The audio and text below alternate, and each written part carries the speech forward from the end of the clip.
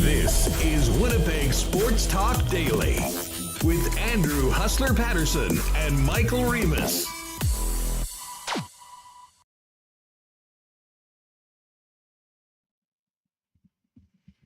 What is up, everyone? Good afternoon to everyone back in Canada, and good evening from Doha, Qatar, site of the 2022 World Cup, and welcome to Winnipeg Sports Talk Daily. Andrew Paterson with you overseas, and Michael Remis live back in the Peg, where we've got a lot to get to. A very disappointing result yesterday in the Grey Cup, and that close to a three-peat, but it wasn't to be for the Winnipeg Blue Bombers, losing in heartbreaking fashion to the Toronto Argonauts in an absolute CFL Classic Grey Cup thriller yesterday in Regina. We'll be all over that, and obviously, with the end of the Bomber season and just an incredible year overall, we'll really focus in mostly on the Grey Cup. We will be spending plenty of time talking World Cup over the next few days. We're 2 days away from Canada making its return to the biggest event on the planet, taking on the Belgians on Wednesday. I will be there, which is going to happen during this program. So that's the one day this week I won't be on the program. But listen, we're going to be talking lots of Bombers. We will certainly hit the Jets. Big game tonight back in Winnipeg, with the fanny packs being handed out on 90s night to the first 5,000 fans, and the Jets hosting the Carolina Hurricanes, coming off a shutout at the hands of the Pittsburgh Penguins on Saturday. So we'll get to all of that. We're going to start the show, obviously, with Michael Remis. Rod Pedersen's going to join us from Regina, talk a little Grey Cup, and also get perspective on if people are walking around a little taller in Regina after the Bombers finally took an L in that stadium yesterday. Looking forward to that. Jeff Hamilton with the Winnipeg Free Press is in a caravan along with a bunch of the esteemed Winnipeg media coming back from Regina to the Peg. Hammer is going to join us from the road in about 50 minutes or so. And a little later on, we'll also talk to Joe Pascucci and get Scooch's take on the Bombers, and also what he thinks about the Jets so far with their great start despite that loss Saturday night on Hockey Night in Canada. And we will hear from Rick Bowness a little later on as well. Big news tonight for you Jet fans and many Villy stands out there. Ville Heinola is going to be in the lineup tonight for the Winnipeg Jets, finally getting a chance to get into the lineup and see what he can do. So we've got a busy show. Obviously, we wished it would be different circumstances and this would be a big party, but like all Bomber fans know, that's not the case today, and we'll kind of dig a little deeper into what happened and what went wrong for the Bombers in yesterday's game. Before we do that, do want to thank the sponsors that make this show happen. Got to start with our friends at Coolbet, who are making this trip happen right now, doing a bunch of really fun content with Jake Boland-Moss here from Coolbet, who's with me on the trip. Make sure you're following at Coolbet Canada on Instagram, on Twitter, and I believe there's some TikToks going out as well for those of you TikTokers that want to check that out.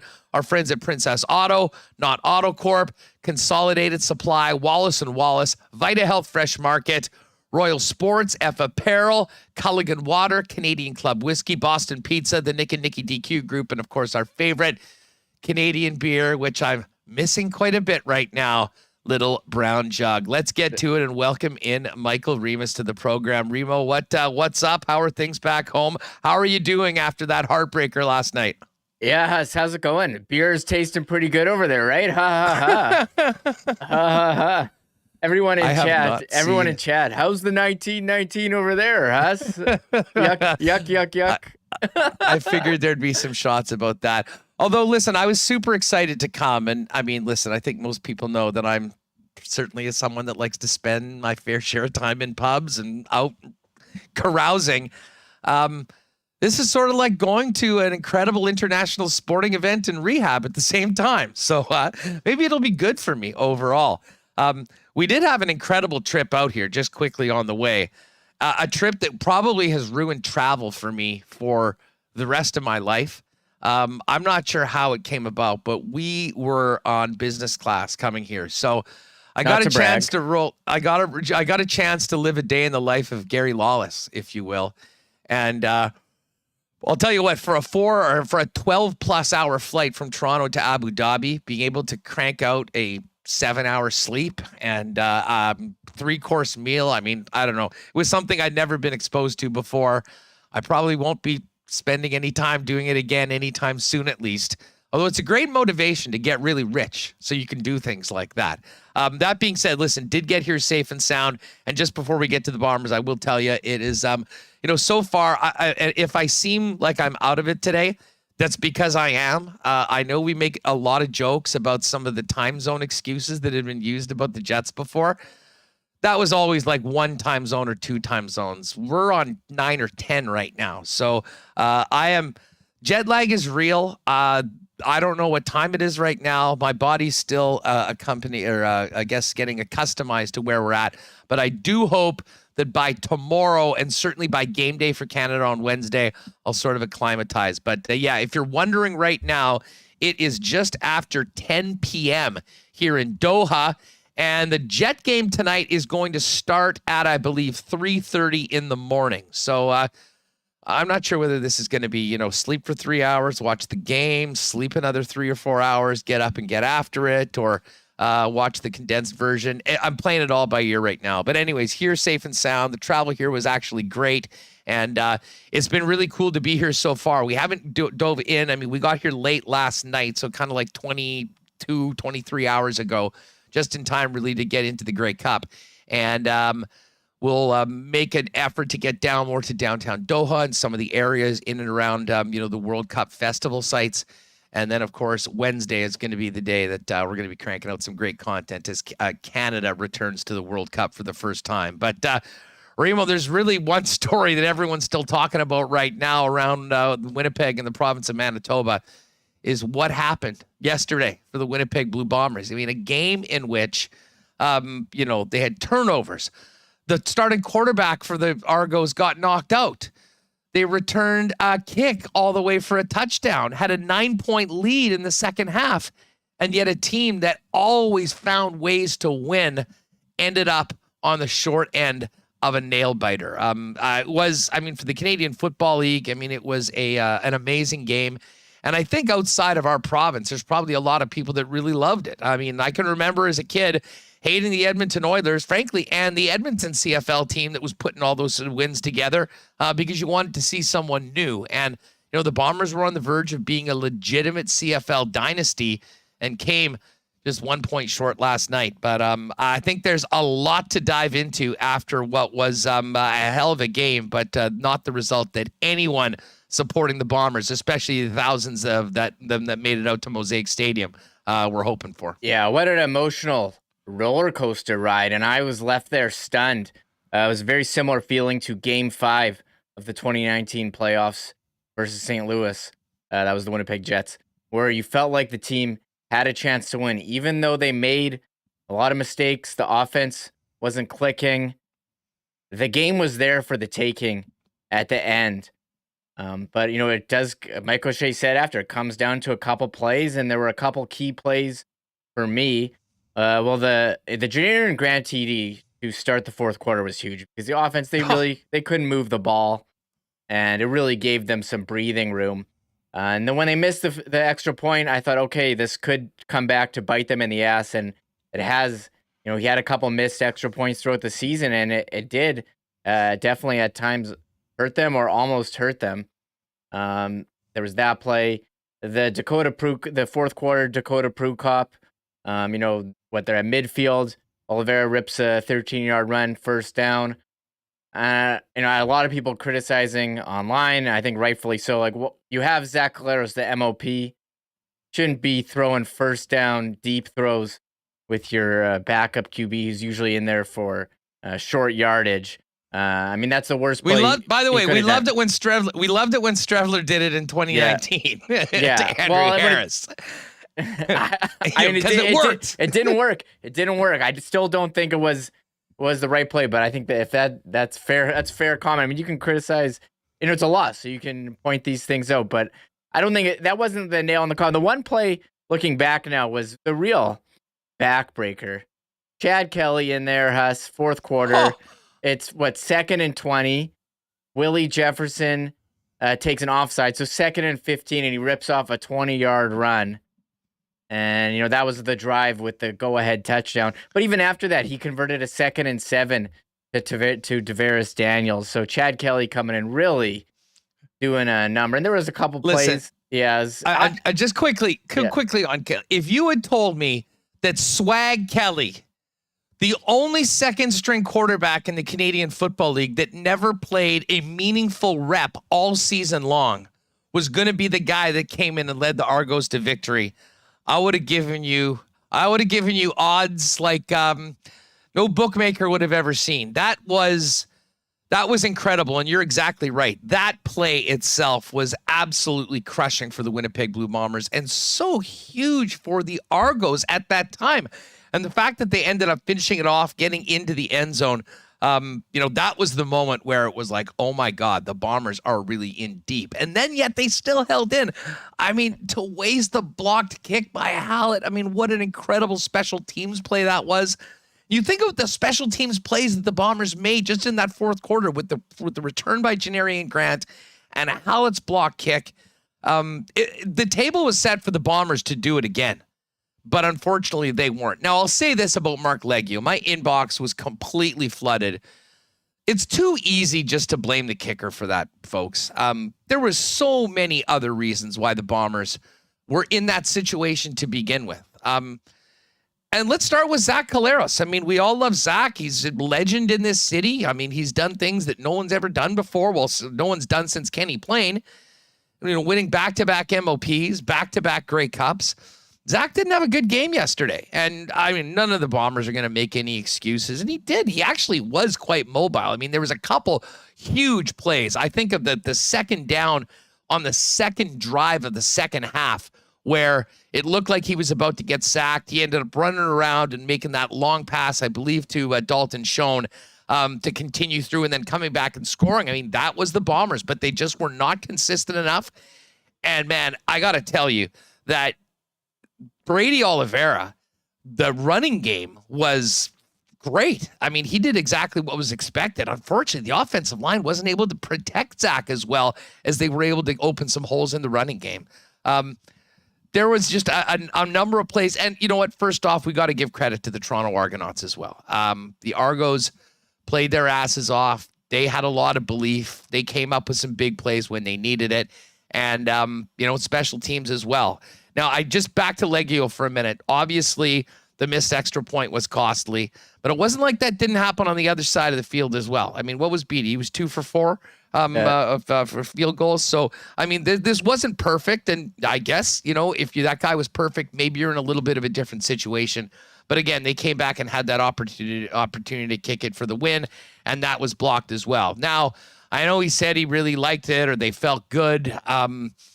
I'm not sure that was particularly the case. We'll never know. But the kicking was not at an elite level like it was when Sergio Castillo last year, in my opinion, should have been the MOP for the Grey Cup victory. But it was part of it, but it certainly wasn't all of it. And I think it's completely unfair to hang it just on Mark Leggio. He needed to be better, but there's a number of guys that were wearing those white unis last night for the Western Division and 2-time defending Grey Cup champs that needed to be better too, and that's why they didn't win the football game, Reem. Yeah, I agree with you. Look, there's a comment in chat. It's the worst game the Bombers played in 4 years, and they lost by 1 point. And we've seen Bombers have bad games, but they would always find a way to win. And it wasn't their best game. Cool. The game was... That person, by the way, didn't watch the game in Hamilton this year. Yeah. I forgot about that one. I flushed that one. That was... No, we gave him a mulligan for that, and they earned it, right? That one didn't happen. That didn't happen. But sorry.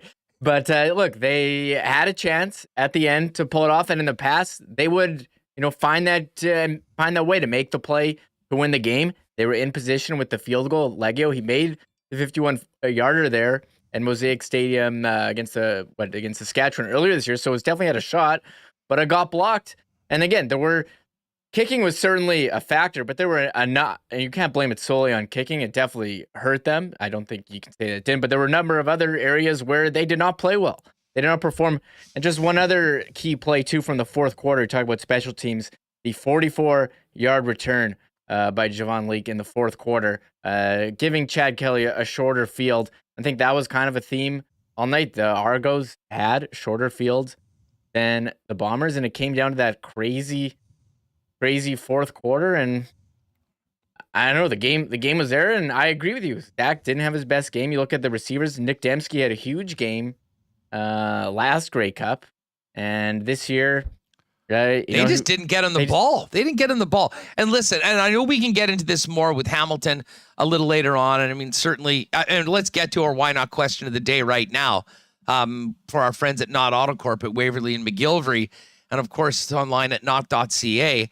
Very simply, where did it go wrong for the Bombers, in your opinion? What was the deciding factor? And some of you will say Mark Leggio. Some of you will say that, the inability for the Blue Bombers to consistently get the offensive going, not to jump on the throat earlier on, but it's open for you. Hit us up in the chat. If you're watching on YouTube afterwards, put your answer in the comments for the why not question of the day. What was the deciding factor in the Grey Cup loss, in your opinion, to the Toronto Argonauts? Looking forward to getting that answer and more from Jeff Hamilton a little later on, as well as Joe Pascucci. But our guy, Hot Rod Pedersen, is going to join us in just a second. Before we do that, and we will come back with Michael Remis, we will talk some Jets. Of course, big game tonight against the Carolina Hurricanes. Billy Hanel is in the lineup. Many of you are rejoicing about that, I am sure. But we do want to thank a couple of sponsors, especially our friends over at Wallace & Wallace. If you missed this last week, folks, we've got a great new program teaming up with Wallace & Wallace, Jets defenseman Josh Morrissey, and the Dream Factory to recognize some of those unsung heroes in our community that are making a difference quietly every day outside of the public eye. The folks, the person that's doing double duties, volunteering at the community club, coaching, convening, maybe helping out with timekeeping and refereeing because numbers are low. The person that after the big snowstorm is shoveling out the driveways and walks for some of the seniors on the block. There's so many people doing important things with charities as well as communities. Those are the unsung heroes that we want to recognize here on Winnipeg Sports Talk. What we need from you, WST listeners, is to send us an email and tell us about these folks or the one in your life. Send us an email to unsunghero@winnipegsportstalk.com. If you know someone who goes above and beyond, take a minute to say thank you and send us their name and what they're doing to build a better community. We'll tell you about them on the show. One of the unsung heroes will win a autographed Josh Morrissey jersey at the end of every month. And Wallace & Wallace is going to make a $500 donation in the name of the Winnipeg Sports Talk listener that nominated our unsung hero. That $500 is going to be matched by Josh and Margot Morrissey, all to the Dream Factory, who's also helping some unsung heroes in the battle of their lives with some young kids and make their dreams a little bit brighter going forward. So unsung hero at winnipegsportstalk.com. Let us know about the unsung heroes in your community, and we'll look forward to do that. And we can't thank Wallace & Wallace enough for their support of Winnipeg Sports Talk. The other big announcement, if you missed it on Friday heading into the weekend, we missed a couple marble shows while Remis is away. We're making up for them, and we're doing it bigger and better than ever with our friends at Consolidated Supply. Marbles Month is just about upon us. The 12 days of marbles and our Consolidated Supply Winnipeg Sports Talk Marbles Tournament of Champions begins in December. 12 days, 12 races, 3 people will qualify each race. There'll be an opportunity to qualify through Instagram and through Facebook as well. All of our qualifiers that make it through will be racing on the final show of 2022.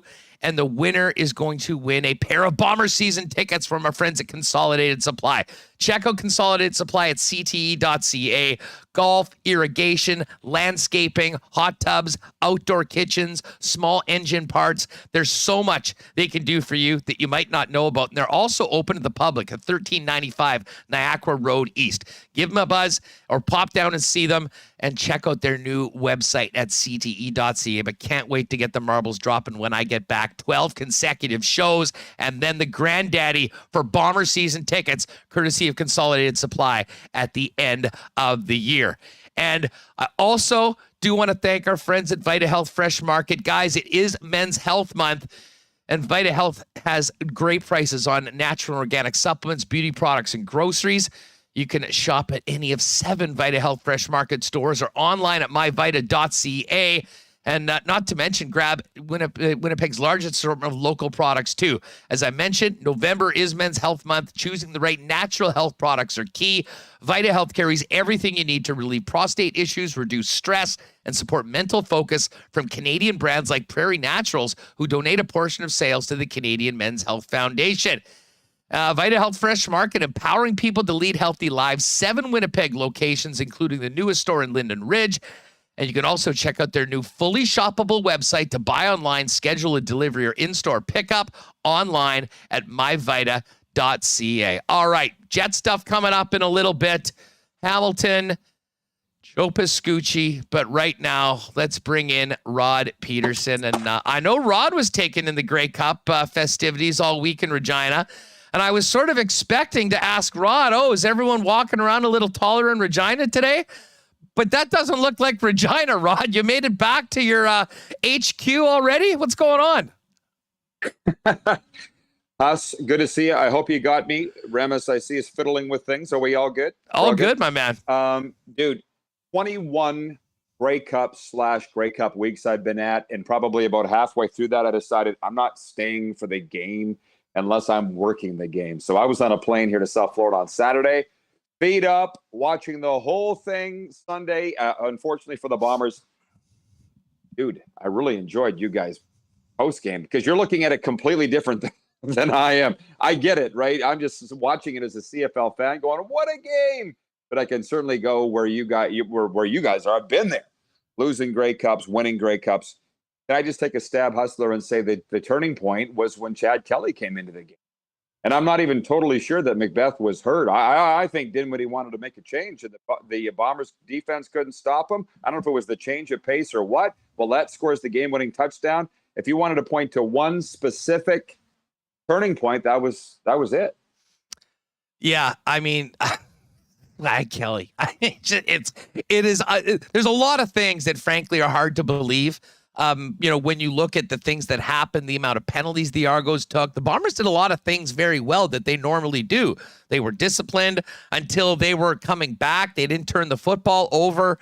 They made a couple huge plays, and yet you're exactly right. And I mean, Remis mentioned, that scramble on 2nd 15 by Chad Kelly to not only get the first down, but move well into the doorstep, into the red zone, certainly was one of the signature plays. And that's what's so great about the Canadian Football League, Rod, and how unpredictable it is that, and Naylor rolled out. You can go through all the backup quarterbacks in the entire league.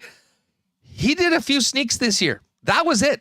Otherwise, it was MBT, and yet he gets nicked up. It looked like he had a hand issue, but maybe it wasn't. Bottom line is he came in, was ice in his veins, got that go-ahead touchdown, and then there's a lot of guys on the Argos that really stepped up in crunch time, and the Bombers fell 1 point short.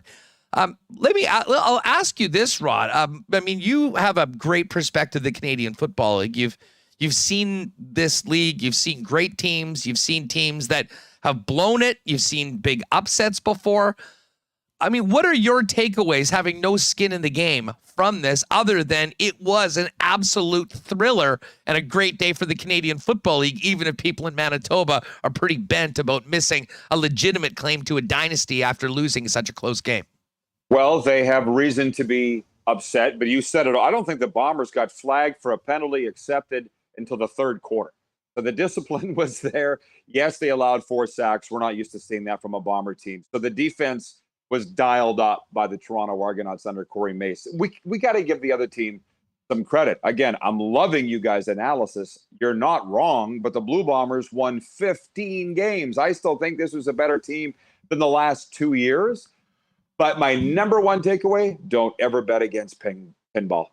Don't bet against pinball. He came on my show last week. We did it from a sports bar, us in Regina Ballers Rec Room, and pinball just came in, flashed that smile, the energy. He said in 2019, when he was hired as GM of the Argos, he told Bill Manning, the president, we'll be in the Grey Cup in 3 years. And like, right on schedule. And I was like, Pinner, how did you do it? Because we value people. And he went through every single checklist of what they do in draw. That's not to say Winnipeg doesn't. You guys won the last 2 Grey Cups until this one. It was 2 really good teams. There's a little bit of destiny there. Can you honestly say, Hustler, that the Bombers gave the game away? They didn't. You know, maybe it came down to the missed kick by Leggio. I had Bomber fans DMing me saying Leggio is going to redeem himself and he's going to win it on his leg. And I'm like, I hope so. For your case, I hope so. And it didn't happen. I think the Bombers got to come back with a new kicker next year. There's just been too many of these. That is a bit of a wart that they were unable to cover with makeup or however you want to say it. But just don't bet against pinball. Ever. You know what? You know what's nuts? And I saw this and it kind of caught me off guard. And I had to wait a second. That's right. Since 2010, the Argos have won the most Grey Cups in the Canadian Football League. They've got 3 of them done with different general managers and different head coaches, and without really any significant support in the GTA. There's a lot of teams, especially the one just down the 401 in Hamilton, who haven't won anything in 20 years and have to be looking incredibly painfully at what's happened in Toronto. But Pinball Clemens is a winner. Andrew Harris is a winner, and we'll get into Andrew Harris in a minute because I think he was a huge emotional leader and emotional boost for a club. But it is pretty amazing that a team that seemingly is an afterthought with the people that own them, treated like, a stepchild amongst the other franchises, they're the ones that got it done. They're the team that has done it. And this wasn't, Haley's Comet or anything, Rod. As we mentioned, since 2010, they've done it more than anyone else in the Canadian Football League. And I would have never thought that till we sort of dug into these numbers after the game last night. Oh, absolutely. And the fact they've won 7 consecutive Grey Cups, you saw all those numbers going into the game. There's another thing. I mean, I did a lot of appearances going into the week and into the game and now after. And the one thing that bothers me was some of the storylines that TSN didn't jump on. They did talk about Andrew Harris, obviously, and he got his redemption and how great for Andrew. As you know, he's a great person. But after the game, I'm watching some of the post-game show going, where's Speedy B? Why are they not? This should have been one of the biggest stories that he finally got his Grey Cup and redemption. And maybe after I turned it off, they showed it. But that was a heck of a story, too. That took some major cojones, which is, as you know, Spanish for nuts, to leave Hamilton and go to Toronto going, I'm never going to win here. I'm going to go up to Toronto and give it a try. They got something going on in Toronto for sure. And a guy actually just wrote into my website, rodpedersen.com. I'm sure he was a Rider fan. But he said, how about this? The only team that doesn't want to be in the CFL just won the championship. How good of a look is that? Because, Larry Tannenbaum was there at the game. You obviously were watching it in Qatar. You found a stream. A nice little 2:30 a.m. start here in Doha, Rod. Got the CFL International package. I will give them credit. Very easy, very well done to do. It was $7.99. Got it. We got the good staff here at the Esdan Palace brought an HDI cable down and we've hooked it up to the big screen, and a little choppy at times, but other than that, we got to see it, the entire broadcast, which by the way was excellent.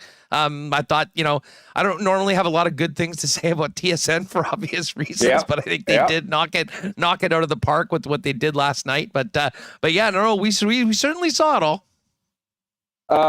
And what the hell was my point? What was I getting into? I was like, just Banks and how some of those stories were overlooked. It was sort of all over Andrew. But Rod, Jagarrett Davis was another guy that, it's pretty hard to imagine. There's a real difference maker, but he was 1-4 in those 5 Grey Cups coming up. Okay, that was my point. They showed Larry Tannenbaum in a suite. Did you see that shot? Yeah, he was basically sitting there by himself. He looked like he was like he didn't have a big entourage, that's for sure. The chairman of MLSE. So I texted a good friend in Regina, Scruffy, you know him. And I'm like, did Tannenbaum get lost? What is he doing at the game? He doesn't even care about the Argos. And Scruffy wrote me back and he goes, scouting Connor Bedard, which I thought was pretty funny, actually. But I mean, again, Larry Tannenbaum doesn't even like the CFL. He admitted it. And the Argos win it. So that part's wrong. I would have liked to have seen Winnipeg win for the sake of the dynasty, but you never win enough. You know that, right? You can't win enough if you're Winnipeg after a 30-year drought, and the Jets have never won a championship. So I was pulling for him and Richie, but I was also pulling for Pinner and Dinwiddie because they're great guys. Former Bomber. Dude, when I saw Dinwiddie bringing his team out of the tunnel at the start of the game, I thought about the 2007 Grey Cup and his first ever pro start. That quarterback was in a Grey Cup. Like, think about that. That's the wonderful thing about the CFL. I just wish more people cared or knew about it, man. It's shrinking. You talk about TSN and the radio broadcast. CJOB had to carry the TV broadcast because that's all TSN did. They continue to cheap out. It's a joke. Okay, let me just say something on this right now. And, some people will say I maybe have a bone to pick. Well, I do. Every Canadian football fan should, to be perfectly honest with you. The fact that they decided to just not do a radio broadcast. And, oh, by the way, you got a pretty talented broadcaster in Dustin Nielsen who was there ready to do the game. I can tell you who was doing PA for the game. And there was no radio broadcast. And then to not allow Derek Taylor and the Bombers to do their own radio call for their team, disgraceful. That's just a take. I mean, if they have any interest in growing this, are you in or are you out? I mean, you have the people there. You have the what is because you're gonna have to pay a few ops at the station. I mean, is that where we're at in the Canadian media business? And listen, I won't let Rogers off the hook as well, but they're not involved in this. We know that none of their people are traveling right now. We've seen some of the teams not send their radio guys on the road. Thankfully, the Winnipeg Jets and CGOB have Paul Edmonds and Jamie Thomas in the building. You know how important that is as a longtime play-by-play guy. Can you imagine calling a full season?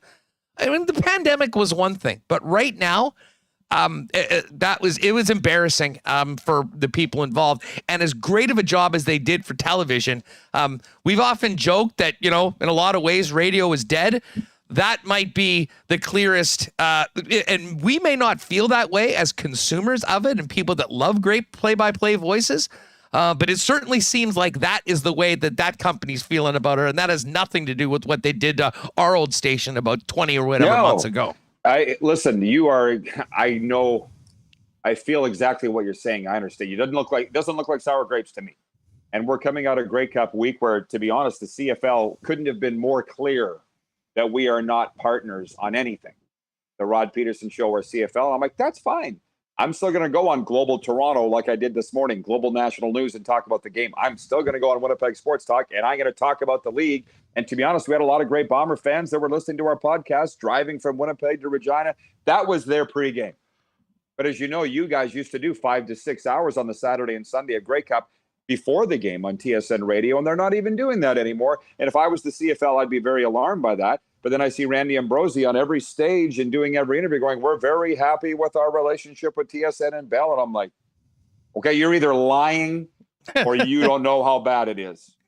Neither one is good, Randy. Neither one is good. And to be honest, some of the fans have said that Pinball Clemens should be the chairman of the CFL or commissioner of the CFL. And I'm like, if anybody could do it and bring it back, it's Pinner. Hey, you know what? Pinball wins. Pinball wins. He won again yesterday with this team right now. And I don't think that there would be, and this isn't a shot at Randy Ambrosie. I mean, I don't have any strong takes. I know that he's right now the period that he has been the commissioner has been maybe the most challenging in the history of business, never mind CFL business. There's some things I certainly think that they could do better, and maybe they're focusing on the wrong things. However, if for whatever reason Ambrosie was moving on, Michael Pinball Clemens as the commissioner of the Canadian Football League would be I think is close to a home run and close to unanimously supported by everyone around the league. As long as you have, the right people in those other spots, because we do need leadership, but we also need passion. We also need energy. And the Argos needed passion and energy. They got it from Pinball. They got it from Andrew Harris. They got it from Enoch Muamba, as we saw after the game. I mean, that's how you put together a winning team. And this is not to discredit the Bombers. The Bombers have been built on all of that. That's why they were 15-3. Yes. That's why they were a point away from doing it again. But the CFL does need that, and Michael Pinball Clemens at the top of that list from where I'm sitting, Rod. And I guess this is a wonderful discussion, Hustler. I'm really enjoying it. But to see you and Remis talk about why the Bombers lost the game is a very worthwhile discussion, because you're a Winnipeg show and you want to know why. Doesn't mean they're a bad team. They've done everything right. You're just not going to win every year, right? Now, from the other thing, you've been at this longer than me, and you've been around a little more than me. You talk about me being a trailblazer. I'd never been to Super Bowl till last year. So now we're growing our show in South Florida and Alberta, but we've gone to Super Bowl. You can appreciate this as a guy that's been to multiple Super Bowls. Here was the NFL. Come on in. What do you need? Here's a pass around your neck. Are you coming to the game? I'm like, I didn't think I could go to the game. They're like, why not? We have tons of room. I'd already booked my trip out of Super Bowl.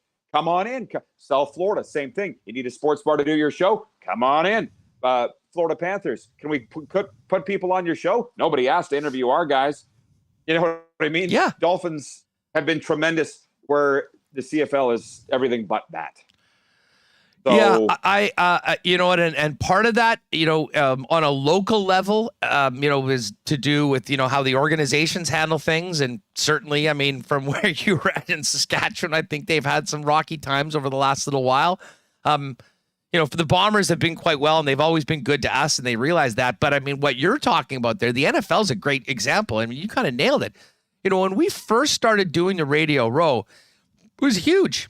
And it has shrunk over the last few years because of cuts in media, basically the way this entire industry has gone, where people just want to, save money, and the companies that are running it are looking at, that they don't value the experience for the listeners. They don't value some of the things that was brought. I mean, I've heard from countless people that those shows that Gary and I did the Super Bowl were the best radio that they'd ever heard, because it was so unique. It was like you were bringing them in, hanging out at an event that everyone wanted to be at, talking to people that you'd never normally be able to do. And as it sort of shrunk, and as some of the regular people were gone, I think the NFL recognized that, hey, we need to appreciate, we don't want this to go this direction. And the people that are doing it, like you guys coming out last year, we need more Rod Pedersen shows. We need more Winnipeg Sports Talks. We need more, because a lot of the people we used to count on coming there have shut it down, or are being too cheap to make it happen, or not finding a way to make it happen. Or if they're able to bring a bunch of money in, like our old employer, well, let's just put it towards something else. We don't need to have this sort of expense to do it, and it's at the cost of the product. At the end of the day, they don't care about it, and those people do. And, something like the Panthers, listen, they got to work. They got to work for their spot in the market. They appreciate that. Guess what? This should be news to nobody. The Canadian Football League, as much as any league that we know, has to work on that right now. And I really hope that there will be some acknowledgement that there are some better things that they can do, because the one thing that no one says is that the product's no good. I mean, that was another classic game, two great football teams. When people actually give it a chance and are exposed to it, they love it. And I've often said, if you had someone that hadn't any piece of the Canadian Football League, hadn't seen it, and you brought them out to IGF a couple Sundays ago, or even just during the regular season, or on Banjo Bowl, or go with them out to Regina on Labor Day, or some of the great things that has happened in BC this year, they would be hooked. There's a lot of work that needs to be done on that. And I know we've sort of gotten away from the game, but, this is the time where we talk about the league overall and where it's going.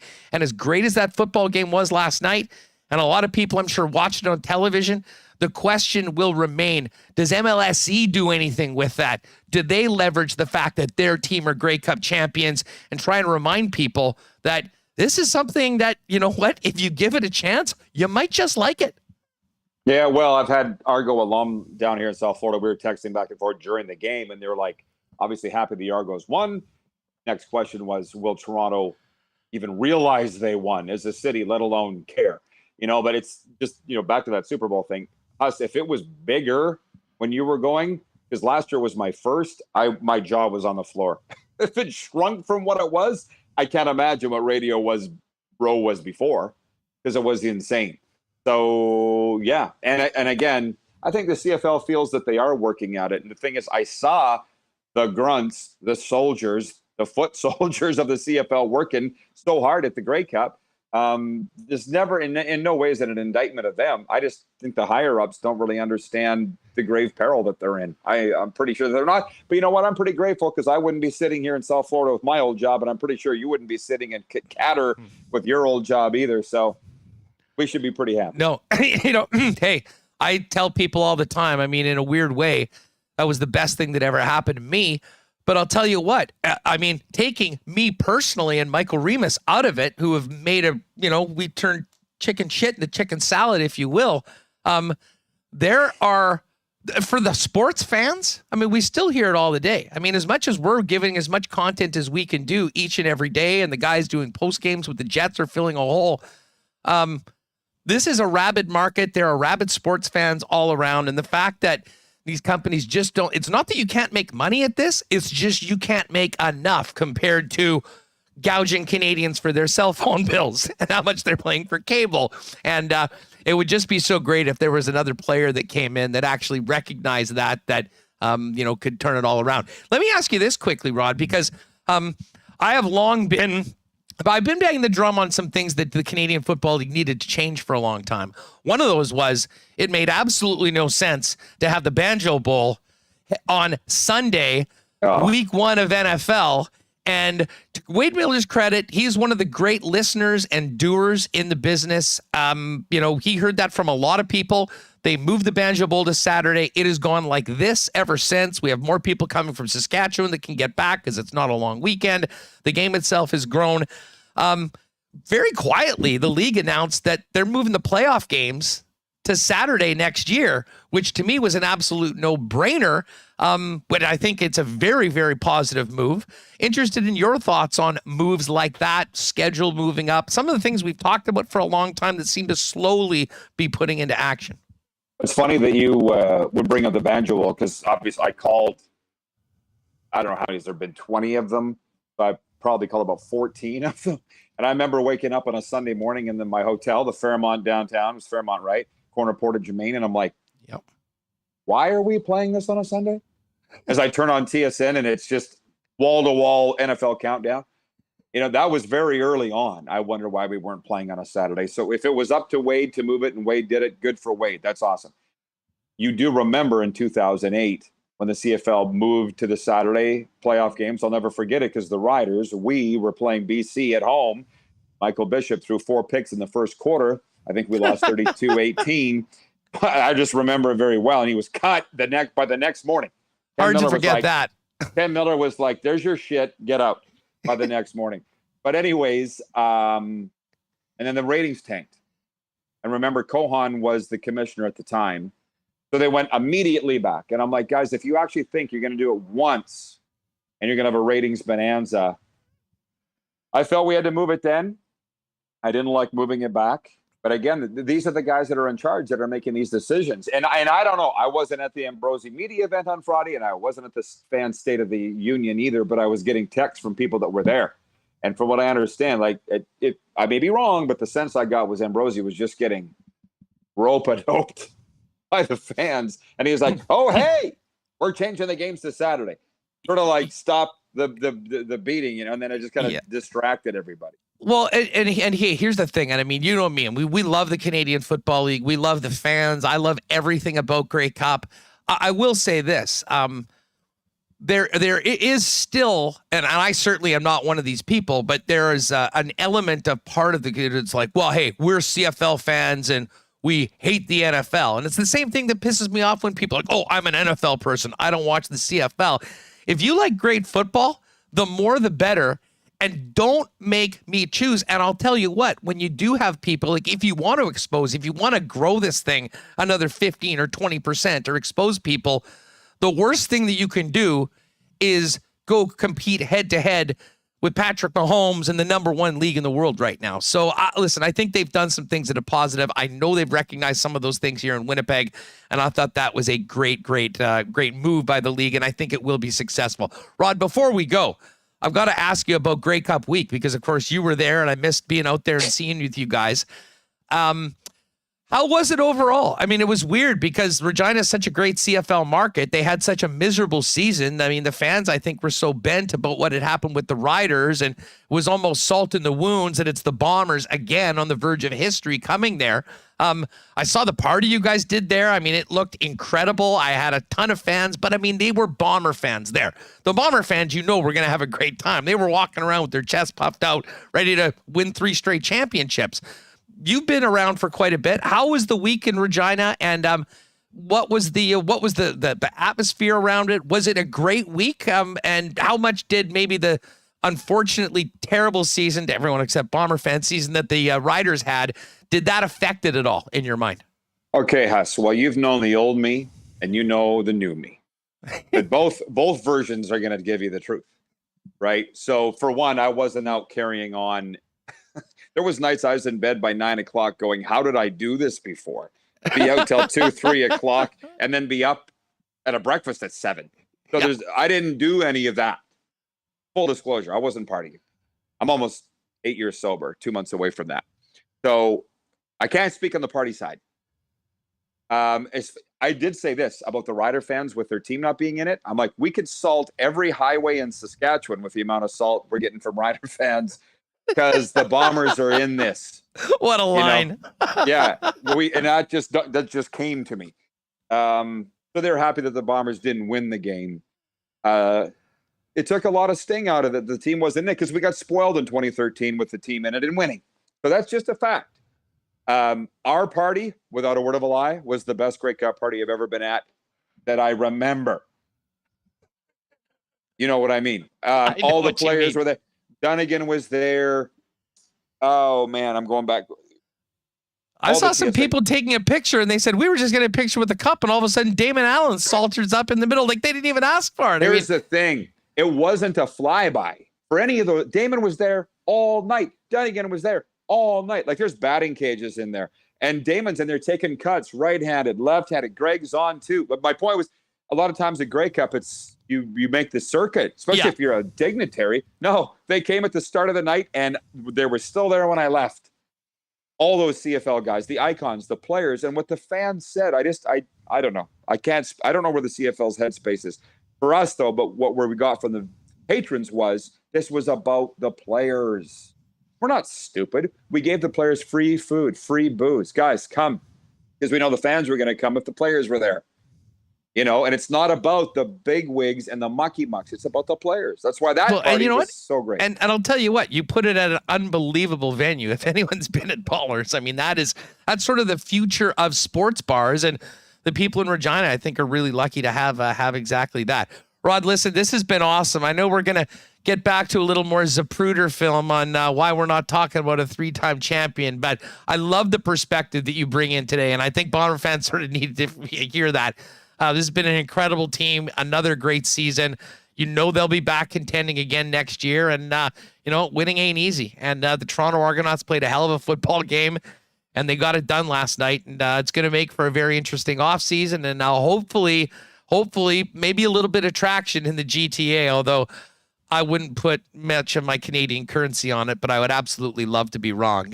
Keep up the great work with the show. I was traveling, but did catch up on what you guys were doing last week. It was great. Say hi to Darren, and we'll look forward to do this again very soon. And maybe next time you can say, I'm already seeing people asking for Paul Maurice to be fired after the weekend that they had. So we'll talk about the Panthers sometime very soon as well on this program, buddy. You guys call anytime. Enjoy the soccer. Thanks for this. There is Rod Pedersen, the host of the RP Show. Make sure you're following them on YouTube. Subscribe to the channel, and you can see Rod leading right into WST Monday to Friday. He goes 11 to 1. We go 1, 2, 3. live Central Time. And by the way, for everyone that's here right now, thanks so much for being here. Make sure you've hit that red subscribe button. And while you're at it, hit the thumbs up. All right, Hammer's going to join us from the road. Of course, why not question of the day? Where did it go wrong for the Winnipeg Blue Bombers last night? What do you think was the deciding factor in the Bombers coming back without a third straight championship? Hit us up in the comments and, of course, in the chat. Not AutoCorp, great partners of ours since day one on Winnipeg Sports Talk, and the place to go if you're thinking about a new vehicle or upgrading your current vehicle. Why not get into the car of your dreams at a great price with the help of the Knot team? And they've got winter tire specials and the MPI payment plan. So why not get safe winter tires now and pay later? Pop on down Waverly and McGillivray, and the Knot team will help you out. Folks, for those of you that are tuning in right now wondering, this is sort of a weird backdrop, I am in Doha, Qatar. I'm going to be at Canada's return to the World Cup in 2 nights, or 2 afternoons for you in Canada, against Belgium. You see this great Canada soccer hoodie I got it and all sorts of great Canada gear at Royal Sports.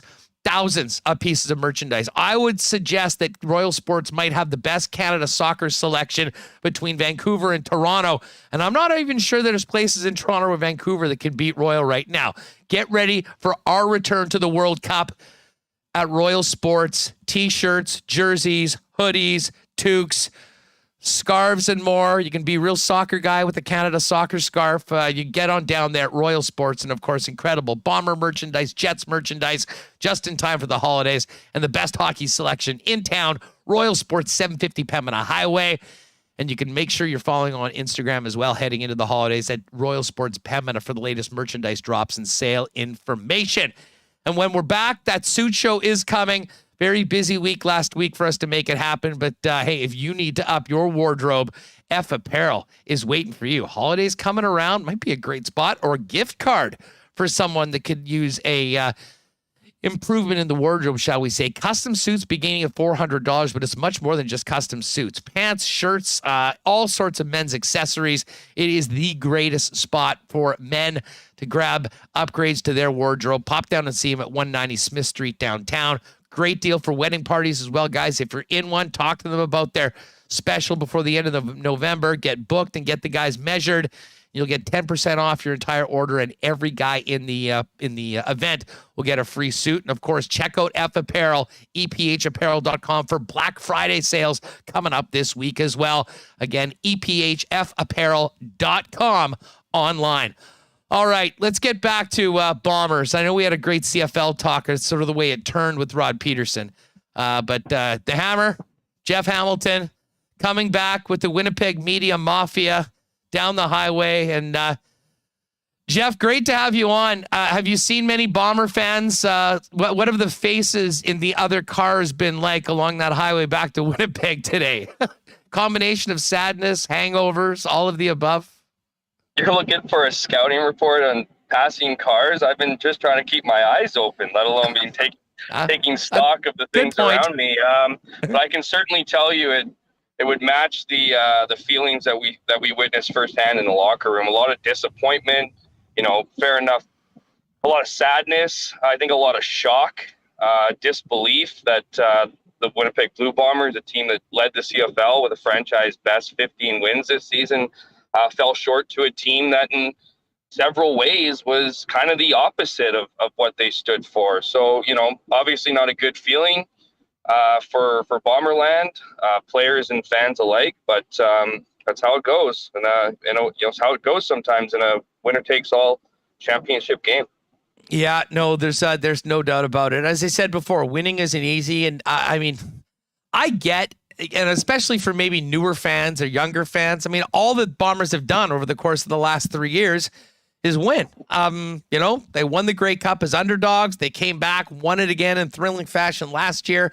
And then they put together the best regular season in franchise history, rolled through the BC Lions, and were poised to make history yesterday. So I get why people expected them to win.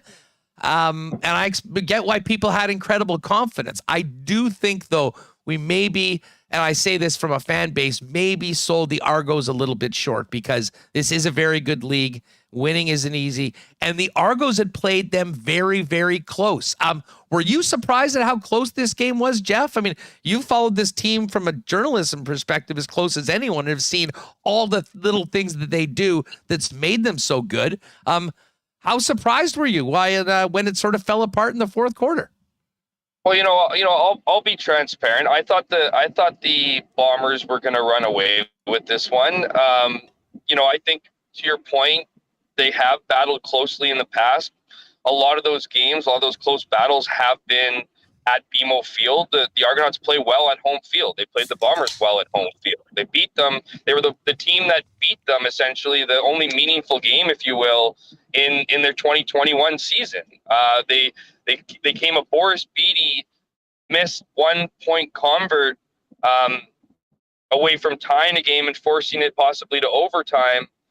So these teams have certainly battled, but you look at the storylines all week, whether it was the experience the Bombers had being in their third Grey Cup, and that experience is massive. I mean, you ask the Bombers, what they did in 2019 is a lot different than what they did this season, because they've seen what matters when it comes to preparation. They've seen what, obstacles are in your way that go beyond the typical distractions of Grey Cup week. So I think, personally for me, I definitely thought that they were going to handle business. They had that confidence, that calm confidence. They were, as boring as ever in their pursuit of a victory, the whole 1-0, mantra each week. I mean, like I've said for a long time, they're as boring as they are good. And I think those are key things, key mental states to have heading into, a very pressure-filled game. But, at the same time, I think there's, and I wrote about this yesterday, I think there's a belief amongst Bomber fans because of how dominant they were in 2021. And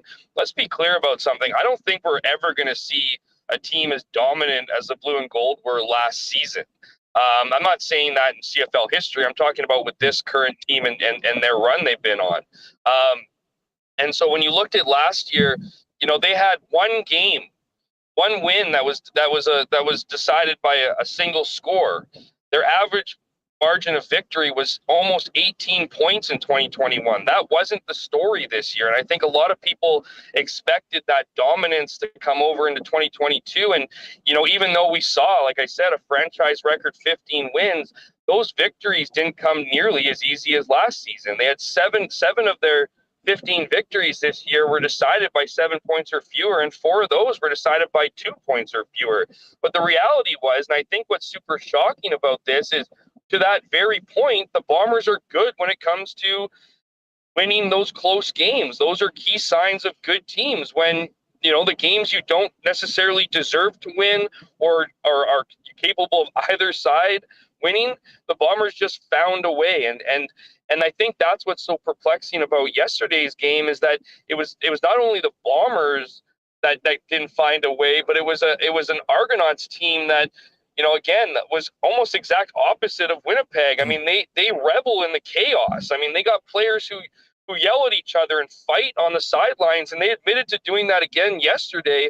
They have in the West Final, they had their starting quarterback take a strip off their head coach for not calling a challenge flag, and then got into a physical altercation with another coach on the sidelines. Just so when it came down to it, you felt that although Toronto was battling, that it was, that mental toughness that the Bombers have built up over the last couple of years was gonna play a major role. But no, it was the Toronto Argonauts, who didn't even have their starting quarterback in by the end of the game, that willed their way to victory and beat the Juggernauts. So credit to Toronto through and through. But if you're, and I got asked this all week, I thought Bombers were going to not only win, but convincingly. But just another reminder that nothing should surprise you in this league. That's why we enjoy covering the CFL. That's why, you pull your hair out at the end of games, because it just never seems to be over in that final 3 minutes. And yesterday was just another prime example of that. Well, you mentioned that championship pedigree and the ability to find a way. There were 2 moments, and I'm here halfway across the world, the middle of the night, watching this game. There were 2 moments where I thought, this is the Bombers. They're doing it again. Second drive of the second half, after the first one went terribly, and then the Argos had gone right down. On that second down, Zach Collaros, who did not have a great game by his standards, somehow managed to get out of the pocket, runs around, finds, I believe it was Dalton Schoen at the time, for a long gain, and then boom, they're off to the races. They go down and get the job done. And then, of course, Janarian Grant getting it done on special teams. And we know how huge special teams are in the Canadian Football League. Both of those moments, I thought, okay, this is the team. This is the team we've seen do this over and over again. Leggio missed the extra point. We'll talk about the kicking for a minute. I, for one, listen, could he have been better? Absolutely. Do I think that's the reason why they lost? I personally don't. But up 9 at that point, knowing the confidence they have, what everyone's expecting, what we've seen them do before, what happened? I mean, in your perspective, that fourth quarter with that lead, how did it turn around? What did the Argos do, or what didn't the Bombers do in your mind that ended up with the heartbreak amongst the Bomber Nation and in the Bomber dressing room? Well, as you alluded to, Toronto's defense had a pretty good game. I mean, Zach Collaros, to his standards, sure, but to really any standards for a starting quarterback, in particularly one that's a back-to-back most outstanding player, I'll steal a line from, Ted Wyman, who's right beside me. I mean, Enoch Mwamba and that defense read him like a book in a lot of ways. So, I think you got to give credit to them. There's certainly, they certainly stepped up at a time where they needed to step up, at a time where you usually see the Bombers defense step up. So I think there's a handful of things. I mean, the offense wasn't going. I mean, it hadn't been going really all game. I agree with you. I thought that second series in the second quarter, that 39-yard shot to Dalton Schoen that resulted in the first of 2 punch-in touchdowns by Dakota Prukop. Yeah, I thought that they were going to start rolling from there too, but they only had 29 yards of offense in the first quarter. So that one pass alone, eclipsed that number. Then the Janarian Grant situation, I mean, yeah, I thought that too. I thought that was the momentum they needed, but they couldn't seem to figure it out. So you look at all 3 phases on a piece of this. You look at the Bombers offense that couldn't get going. You look at the play calling by Buck Pierce, and I don't know what he was thinking about, whether it was trying to throw a wrinkle into the offense or something maybe they had planned or whatever. But Dakota Prukop has been great for the Bombers this season. But his greatness has been in his ability to use his legs, not his arm. And when he does use his arm, it's usually short passes or wide open passes because of the threat of his arm. To have Dakota Prukop roll out or do anything of that matter and then fire a dart down the field on first down in the fourth quarter, up by 6, that doesn't make any sense. We were trying to figure it out all last night as we were drinking waters together and wondering what the deal was going to be, or where this kind of team fell apart. But that's the offensive side of it. Defensive side of it, I mean, look, Chad Kelly was being talked about as the game's MVP, and let's be clear here. Of all the backup quarterbacks in the CFL, Chad Kelly had the least meaningful reps all season long. So for him to come in and get that great run to set up that winning touchdown, that was impressive to be sure. But it was also seemed completely uncharacteristic of a Bombers defense that it didn't matter who was behind center. You could have the best player in the league, whether it be Nathan Rourke or anyone else, seemed to come up in those big moments, particularly as the game went on. So I didn't think the defense played all that well, and I'm sure we'll get into the kicking part. I think that's self-evident when you lose when you miss a crucial convert and then your team loses by a single point. So I think everyone owns a piece of this, and it was just an absolute meltdown in the fourth quarter, which is part of the shock and awe because we haven't seen the Bombers fall apart as the game goes on. Jeff Hamilton of the Winnipeg Free Press with us here on Winnipeg Sports Talk, breaking down the 24-23 loss in Grey Cup 109 by the Bombers, who were on the verge of history, winning 3 in a row. They'll have to pause on 2 and look to see what they can do and try and make it 3 of 4 coming up next year. Before we talk kicking game, because I think overall there were some real positives in the special teams game, especially with what happened late. With Hallett making what would have been a legendary play. You mentioned the defense, and I think that they had some moments, especially in the fourth quarter, where they weren't up to the incredible level that they had set. I want to ask you about the offensive line, because I thought the Bombers controlled the line of scrimmage running the football. I thought they did a great job opening holes for Brady Oliveira. I thought he had an awesome game, and that's exactly what they wanted to do. What happened in pass protection? How much of a factor was that in Zach's pedestrian day with the numbers as well as moving the chains? Was their inability to give him the time he needed to complete those passes? Yeah, big part of the game. I mean, I think the final stat line was 4 sacks against. I think there was at least 1 or 2 occasions where a sack got wiped out owing to a penalty. So, I mean, Zach Collaros was under siege all game, you could argue. And when you add in the fact that he was dealing with an ankle injury that limited his week in practice and questioned whether or not he'd be able to start, and certainly affected, his mobility and being 100%. You'd think that there was added motivation to give, Zach some space and time by that O-line. And I mean, for a group that's been the bread and butter of this team for years, it was obviously not a performance up to their standard or what we've all been used to seeing from that team. But I think what was most perplexing in all of it is that it wasn't even a result of, Zach rolling out of the pocket and extending plays. I mean, we've heard him say in the past, he told the O-line when he showed up here in 2019, you're going to take more sacks because I'm just going to do everything I can to extend plays and move the ball downfield. Well, a lot of it yesterday was just right up the gut, and he didn't even have time to escape. He took a lot of hits yesterday. So if it wasn't a sack, it certainly was a physical game for him.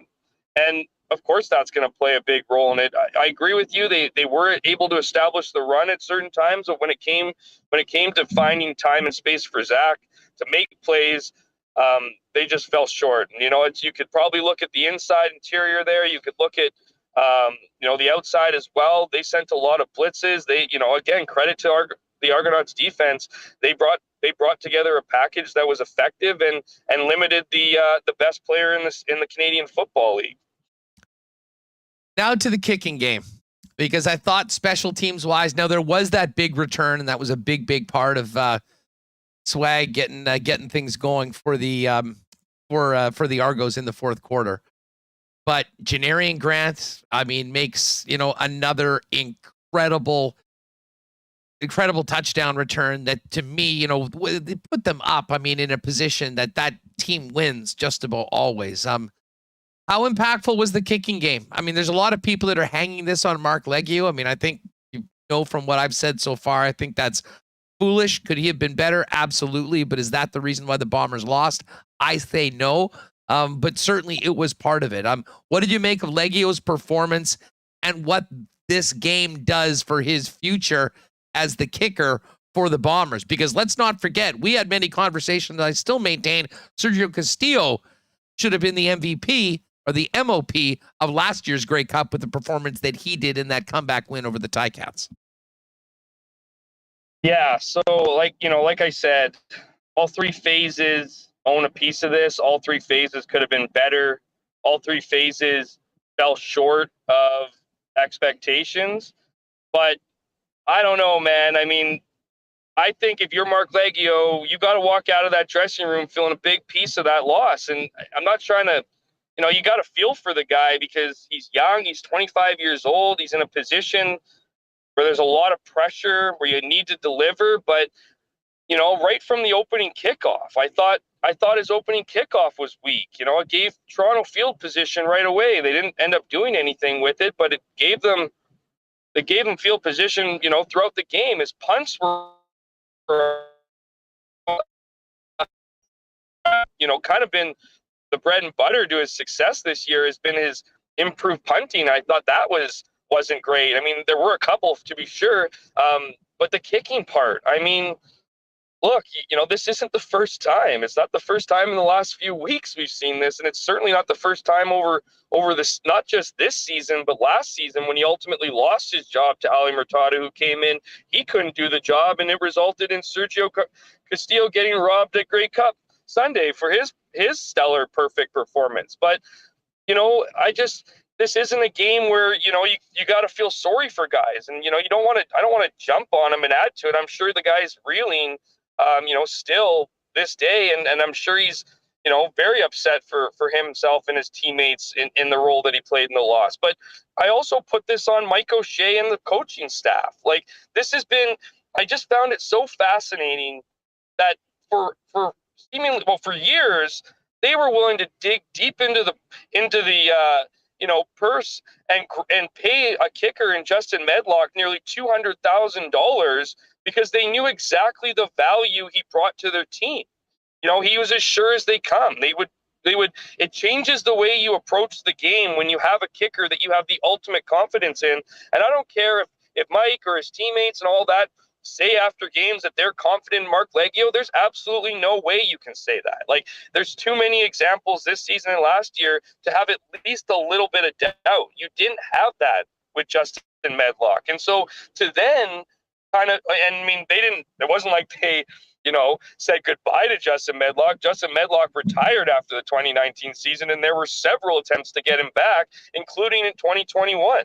So, but even then, last season, you went with Mark Leggio. He was his first year. You knew you couldn't trust him, so you made the appropriate moves to find the guy you could. And then you got another reminder in Sergio Castillo how important it is to have a kicker in a game where if you don't have a sure foot, last year's Grey Cup, guess what? You're not back-to-back champs, and you're not fighting for a third. So to see what we saw throughout the year from Mark Leggio and for the Bombers, and I'm not saying they didn't try to address it or that there weren't attempts to find, you know, new legs. Ali Murtada stayed on the practice roster for the entire season. Go peek the other team's PRs. They don't have a kicker on there.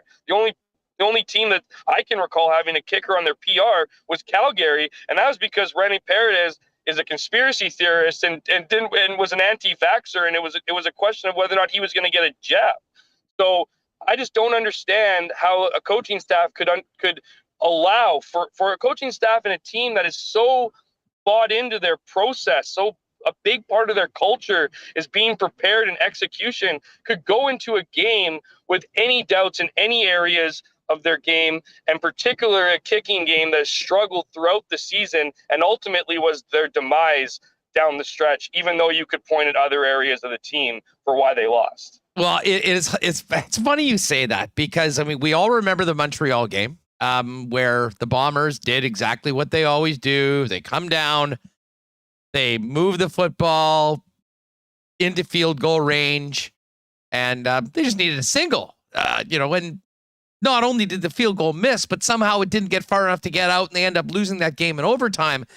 And then there were all the doubts about Leggio, and then he comes back in the Labor Day Classic and hits a 55-yarder in Mosaic Field, which was a huge part in basically winning that game. And I think that calmed the nerves quite a bit of Bomber fans. I have to admit, as the Bombers, got the break from the blocked field goal from Hallett and went down, I'm like, this is happening again. This is how they're doing it. This is storybook. It didn't. I'm sure you and the fellas in the car after the game and now have talked about it. What did you see? What happened on that final play that led to the block? Was it the kick? Was it the line? Was it a little bit of a combination of all three? Where did it go wrong with the game on the line?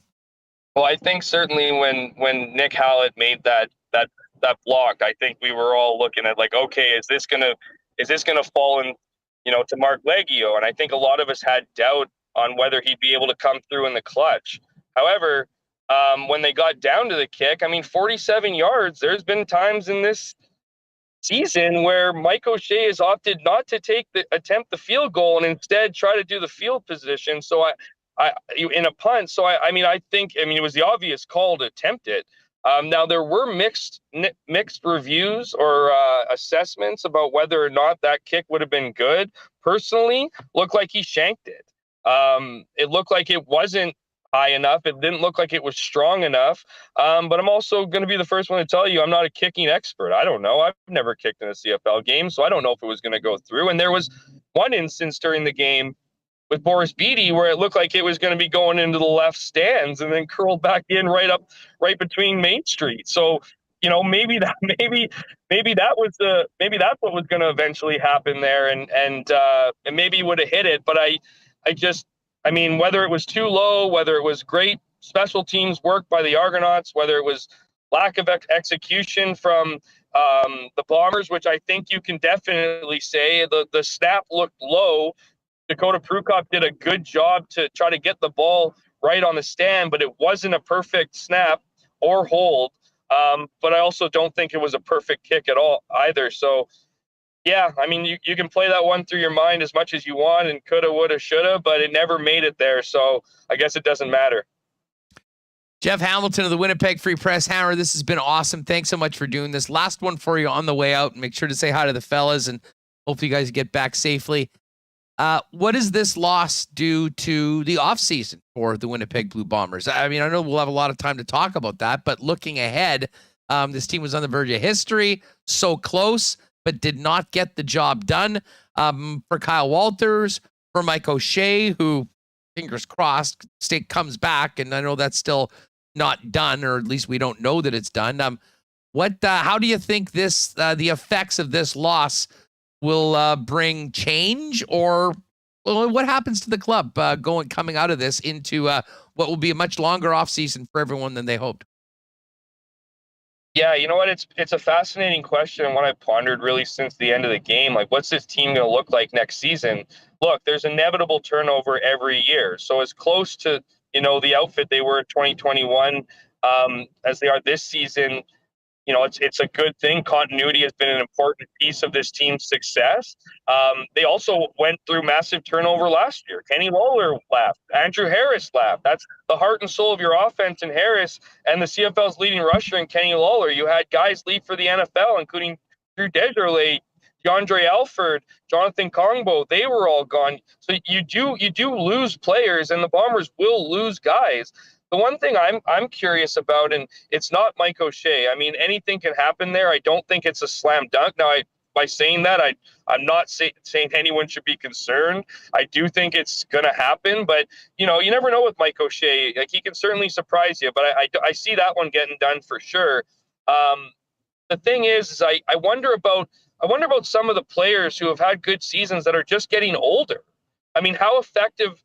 I don't want to send, I certainly do not have any doubt in my mind that a guy like Adam Bighill, despite, playing in this league for a long time, isn't going to be ready.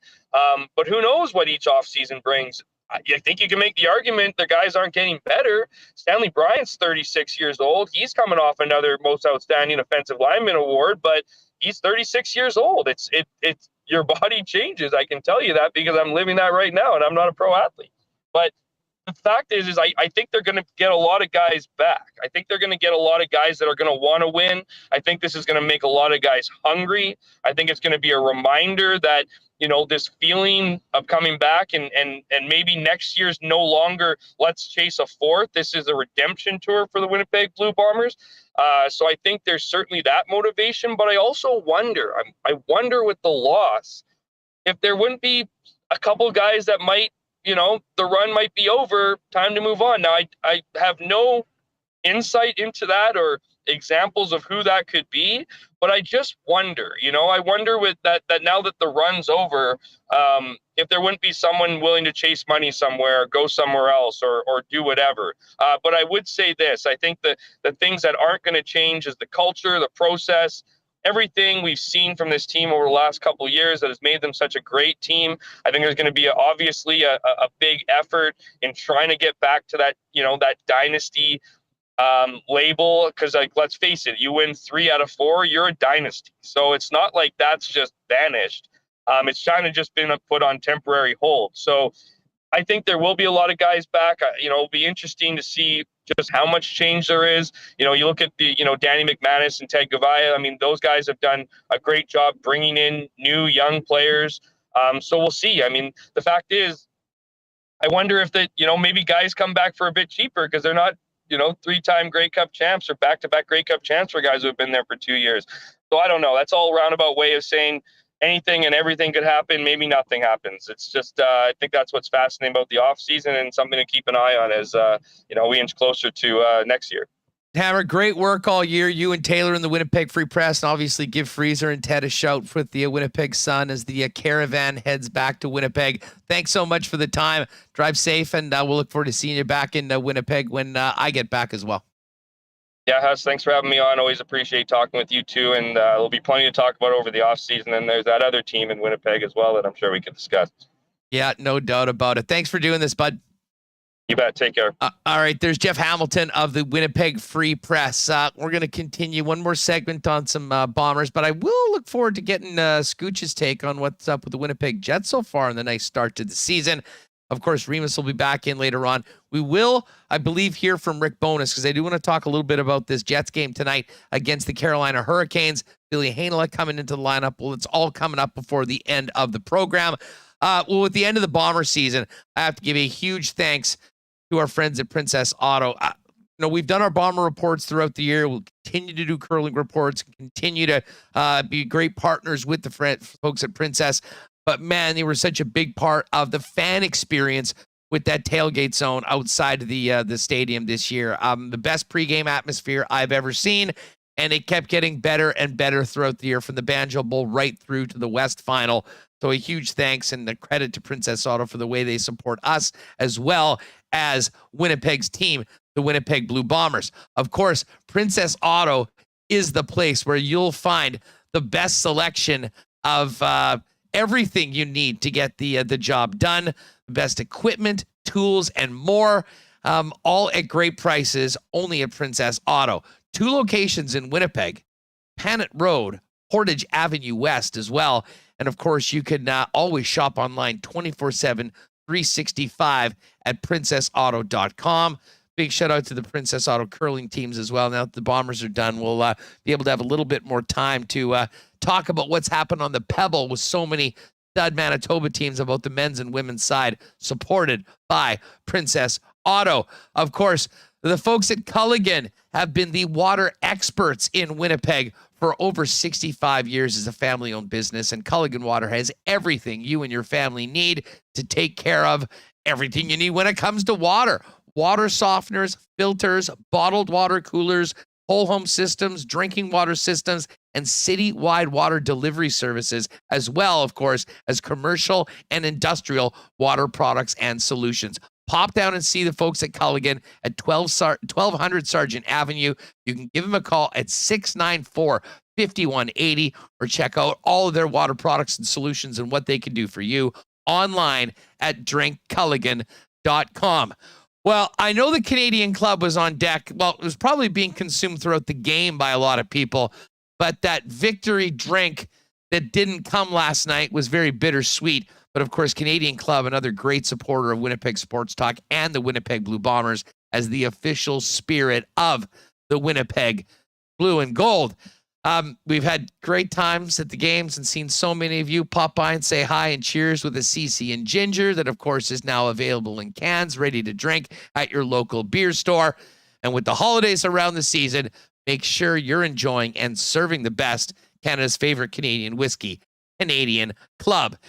And hey, the World Cup is here, and I know we're going to be spending a little bit more time on that beginning tomorrow as we count down to Canada's return to the big game. But Boston Pizza is ready for Canada to return to the World Cup. Join BP and the Winnipeg Youth Soccer Association Wednesday for the official Canada World Cup viewing party at 1 o'clock at BP Keniston. Wear your Canada red and chow down on gourmet pizza, pints, and Caesars on special, and be entered to win awesome Team Canada jerseys from Royal Sports at every BP location and a BP pizza party for your soccer team. Every BP location will have the World Cup games cranked on their big screens and opening early for all Team Canada games. Plus, BP Keniston, St. Vital, and Pembina will be serving the delicious new BP brunch menu for Canada's morning games next Sunday against Croatia at 10 a.m. and next Thursday, December 1st at 9 a.m. versus Morocco. Bring the crew and cheer Team Canada at the World Cup at Boston Pizza. Man, I'm so excited about getting to the stadium and Make sure to check out my social at Hustlerama and the Coolbet Canada socials, as well as Winnipeg Sports Talk at Sports Talk WPG for everything we've got going on here in Doha for the World Cup. That being said, we're wrapping the Bomber season, and we couldn't do it without welcoming in longtime CKND and Global Sports Director Joe Pascucci. One more time talking Bombers this year. Gooch, I thought we'd be talking about the historic nature of an incredible three-peat, but it didn't happen. What did you think about that thrilling game and the fact that for once the Bombers didn't come out on top in another thriller close game, because that's pretty much all they've done for the last 3 years? Exactly. I'm in black today. Disappointment. I'm not sure if I'm disappointed over the Bombers losing or the fact that Toronto won. It was, I look back. I'm going to go back a year ago in the Grey Cup final. They should have lost that one. If Hamilton doesn't make the mistake and give up that single point on the kickoff, they're kicking a field goal, a chip shot field goal to win the game, and it doesn't go into overtime. And I think yesterday, I think the offense and the fact that they weren't able to get anything going, any traction consistently, was the difference in the outcome of the game. And I'm sure there's other things that you can point to, Legio, and I know we'll get into that. But it was the inconsistency of the offense under Zach Collaros to put up more points. And I think that was the difference. And I'm going to give credit to the Argo defensive coordinator, Corey Mace, drafted by the Blue Bombers. He was the player that the Bombers traded the Calgary Stampeders to get Doug Brown. And I think he did a masterful job of shutting down Buck Pierce, his offensive schemes. Nick Dembski, who's been a force all season long and was a force last year in the Grey Cup, he wasn't a factor yesterday. And I think that certainly hurt the Blue Bombers. I thought that there was a lot of missed assignments when it came to blocking by the football club. I noticed on one play, Brady Oliveira, he missed the man.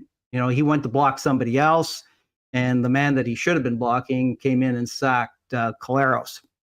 So it was just breakdowns all over, and yet they still only lost by a single point.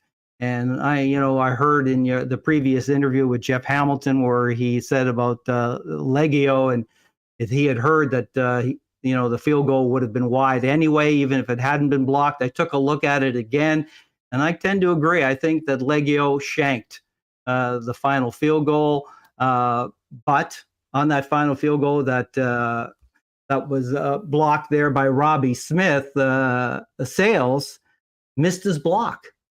He went to block to his left, and Sales went to his right untouched, or Robbie Smith went to his right, and the ball was basically kicked right at him. I'm not sure he got too much of a hand on it, but just too many mistakes by the football club. And you look back when Chad Kelly came in, there was that opportunity for Jefferson to make the interception, right? Oh. Deep. And, like Kelly threw it right at him, right? That was a hard pass. I don't blame Jefferson for dropping it. That was a hard pass. But, he makes that. The Bombers are on their way, which reminded me of 2001 when they lost to the Stampeders. There was a play in the third quarter that the Bombers should have had an interception return for a touchdown, and the ball was dropped. And that would have changed the outcome of the game. So there's just a lot of little mistakes along the way, and it all ended up with a 1-point loss. But I did think that the turning point was when Prukov came in on that first down and went deep and threw the interception. I thought it changed everything at that point. It did. You had the potential to be up 10. Legio misses the extra point. All of a sudden it's 9. They get the field goal. Bombers get the ball back, and all of a sudden, Argos have the ball almost immediately afterwards, and have the opportunity to take the lead, and that's exactly what they ended up doing. Let's talk about Buck for a minute, because I'll be honest, I've been very complimentary, and I thought he was at times brilliant this year, utilizing his personnel, having interesting packages, making the right call at the right time. I did see a lot of people that weren't very pleased with what the offense did last night, and a lot of that comes down to the coaching side of things as well as the quarterback. But what did you make of the game plan of Buck Pierce, and how much I mean, listen, I'm not saying anything. Listen, the guy has earned it. He's in a great spot. But how much of that was part of the loss last night for the Bombers? I just think that, they were historically, I have to go, and Hamilton touched on it too. Whenever they play the Argos, it's not an easy game, especially when they play here in Toronto. I think when I was on earlier this season with you and they were playing Toronto, I said, this is going to be a trap game, because they're gonna be tough, tough out. They win the game, and afterwards, Mike O'Shea, remember, didn't really want to say anything. That game's in the past. They knew they were lucky to win that one. Hey, Joe, now that we think about that, was that game also 24-23, and the difference in the game was a missed extra point? I'll have to check. I mean, they tied it up. They tied it up. Back. I mean, it definitely was board speedy. I mean, they came back, they stormed back, they got the touchdown, and I remember Andrew Harris wanted to go for 2. They didn't. They decided to kick the extra point, and Beatty missed it. I'm not sure whether it was the exact same score. 23-22. So 1 point different. I mean, it's almost eerie in some ways how similar that was going the other way for the Argos with everything on the line. And I mean, you're getting, back to the Buck Pierce. I mean, I think some of the plays, that they ran, I think when I kind of got worried early when, the Nick Dembski, where they usually, he runs in the backfield there and Collaros just hands him the ball. When that play just did not work, it's just like, whoa, that play has been gold for the Bombers for the last 2-3 seasons. And the Argos knew that was coming. They saw it. So that's why I give credit to Corey Mace. Enoch Mwamba, of course, had a big game. He dropped an interception before he made his interception. But the Bombers were just off. They just seemed off in every aspect of a game. And even before when Prukop came in earlier and he threw a sideline pass that was just slightly out of bounds, running down the middle of the field wide open was Miller, who was in the game on that play. He was wide open down the middle of the field, so they had their chances and they just kept missing him.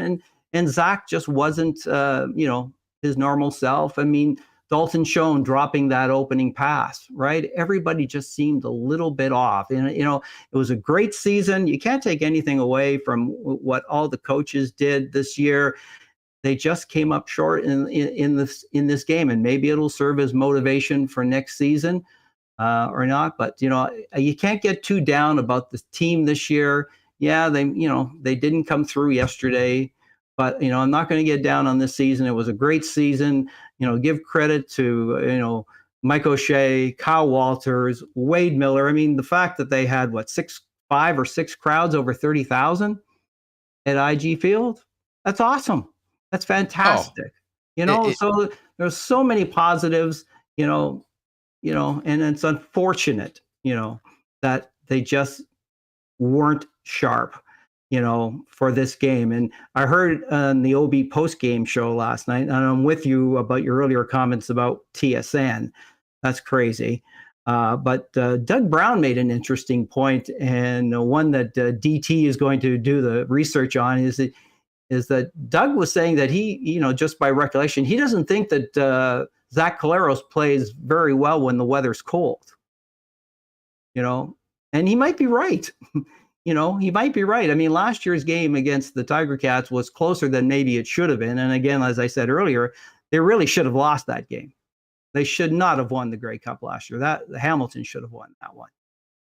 Yeah, I mean, hey, and that's part of the part of the aura and the mystique of the Bombers, that they always found a way to win, and they did it 15 times this season. And it was right there for the taking, even with everything that had gone the way. How impactful do you think the kicking game was? What did you make of Legio's performance, the final play, and what that does for him going forward with this team? Yeah, until I looked again at the replay and at the field goal, I didn't think that, like I said, Sales missed his block. Right. That's why Robbie Smith got a hand on it. But then when you look at it again and you just study the kick, he shanked it left. It was going left. And unlike Beatty's kicks that seem to always hook back the other way, whether it was, if it starts right, it went left. If it started left, it went right. Legio, I think, was going to miss that one. And I don't think it would have been deep enough to get a single point. So, it was a concern all season. He righted himself after the game against the Alouettes. And he played well. His punting could have been better. I think he had 2 bad punts in yesterday's game. But kicking, if you're looking to upgrade for next season in an area, I think, yes, you have to look at the kicking. You have to bring in maybe a kicker to challenge or get more experience in that position. Joe Pascucci with us here on Winnipeg Sports Talk. Joe, I was so excited to have this conversation with you about the historic nature of the run that the Bombers have been on, winning 3 in a row. Well, you know what? I mean, listen, this is still, I think, we could look back in a couple of years and think, oh, what could have been if they had just closed out Grey Cup 109. But considering the season they had that still went to the championship game, falling 1 point short, the last 2 championship games, the missed season in the middle that no one will ever know what would have happened. You are the true historian of the Bombers in Winnipeg sports. We think back to the 60s where they had that incredible run. They won back-to-back. They did not win 3 in a row. Right. Where does this period of Blue Bomber football, these last 3 seasons, considering yesterday's result, rank amongst the most impressive in Blue Bomber history, in your opinion? Well, they talk about the 1950s being the golden era of Blue Bomber football. I think right now what we're going through is golden era 2.0. And I don't see any change happening for next season and the season after that. This team is strong. It has a lot of strong players at every position. It seems this team will bounce back. I can't see too many challenges from the West. Yeah, the BC Lions will be strong, but Nathan Rourke probably won't be there. So that'll make it a little bit easier. Mayer in Calgary is still, second-year quarterback as a starter. So I think that the Bombers are in good position to continue to have success. And I think this is, golden era 2.0. I think we would have been constructing a statue to Mike O'Shea, if they'd won that game yesterday. Zach Collaros' number would have been unofficially retired, just like Kenny Plains is with the football club, had they won that game. And, if they come back next year and win the Grey Cup, I think that we'll get all that, the statue and the unofficial number retirement. But I think next year, in a way, I hope that they don't clinch first place so early. I hope that there's more of a struggle right down to the final game of the season, because I think it doesn't serve a team well when you don't have a meaningful game to play for a month or more. I just think that, subconsciously that has to affect the team. No, it's a great point. Iron sharpens iron, and they really were in a situation where, they were cruising for the last little while, and listen, they certainly, had a real strong performance in the game at home to get to the big game, but just finished up that short. Hey, before we go, I have to quickly ask you about what you've thought about the Jets start so far. A lot of question marks. And we're going to get to with Michael with injury to Nikolai Ehlers. He's played 2 games. Kyle Connor was ice cold before his hat trick last week, and yet pretty nice spot in the standings so far. What have you thought about the Jets up until going into this game tonight against the Canes? Yeah. Nice spot in the standings, and of course, U.S. Thanksgiving is just a few days away. Stay in the playoff spot, and the chances look very good. I think they've been really, really good since the return of Rick Bowness, behind the bench, because when they went on that road trip and played so badly, yet won 2 and lost in overtime in the other game, but amazingly that they came back with 5 of 6 points, considering how bad they played. But, I see how he has almost eliminated their bad habits, right? We see fewer and fewer turnovers at the blue lines, right? We see more of, being on the front foot, putting pressure on the opposing teams, getting the puck in deep. I saw some smarter dump-ins, where they weren't just rimming it in around the board so that the goaltender can play it. They were rimming it, or not rimming it, but they were placing it in the corner into that trapezoid where the goaltender couldn't get it and getting to the puck first. So there's a lot of good things there. Yeah, and of course, Connor Hellebuck, that second goal aside on Saturday, he's been having a phenomenal season, right? And I just wish he would stay in the blue paint. It just seems nothing good comes whenever he gets outside the blue paint. Just stay in the blue paint, Connor. Let everybody else take care of it. But it's enjoyable to watch them play. The number one power play unit still needs some work. It's still easy to defend the number one power play unit. Whoever has the puck in the number one power play unit, just put 2 players on him. He's sure to turn it over, especially if it's Kyle Connor. I'm sorry, but he has a tendency to turn the puck over when he has the puck on that first power play unit. I'd rather see, Pierre-Luc Dubois down low, Mark Scheifele in the middle, right? And I'd like to see somebody other, though Sam Gagner has played well, maybe somebody else on that first unit. But of course, they missed Nikolai Ehlers as well. So I do like a lot of what I see. I think that they've gotten a lot of the bad habits that they had developed over the last 3 or 4 seasons, mostly out of their game. But when you see them, and if they go north-south, as Rick Bowness wants them to not go east-west, they do very, very well. Scooch, great chat as always. Thanks so much for doing this, and enjoy the game tonight, and enjoy Canada in the World Cup. Yeah, Wednesday, go Canada, go. Going to be awesome. Thanks for doing this. We'll catch up soon. Thank you. Speaking of the World Cup, just keeping an eye on this USA-Wales game. USA had been up for pretty much the entire game. 82nd minute, Gareth Bale, the Welsh star, scoring on a penalty. It's now 1-1 in the 82nd minute. Big wins earlier by England, smashing Iran 6-2. And the Netherlands beating Senegal 2-0 on the first full day of competition. 4 games tomorrow. We'll get to the Coolbet lines a little bit later on in the program. Got to give a shout out to our friends at the Nick and Nicky DQ group. I know Nick was with Whack Little Winnipeggers out supporting the blue and gold out in Regina. He, like everyone, coming back a little down. If you're down, what makes you feel better? How about a blizzard? Might be a great day for Bomber fans to pop into the Nick and Nicky DQ, one of 4 locations: DQ Northgate, DQ Niverville, DQ Polo Park, and DQ St. Anne's. Grab a blizzard if you're hungry, one of those great stack burgers. And hey, holiday plans coming up.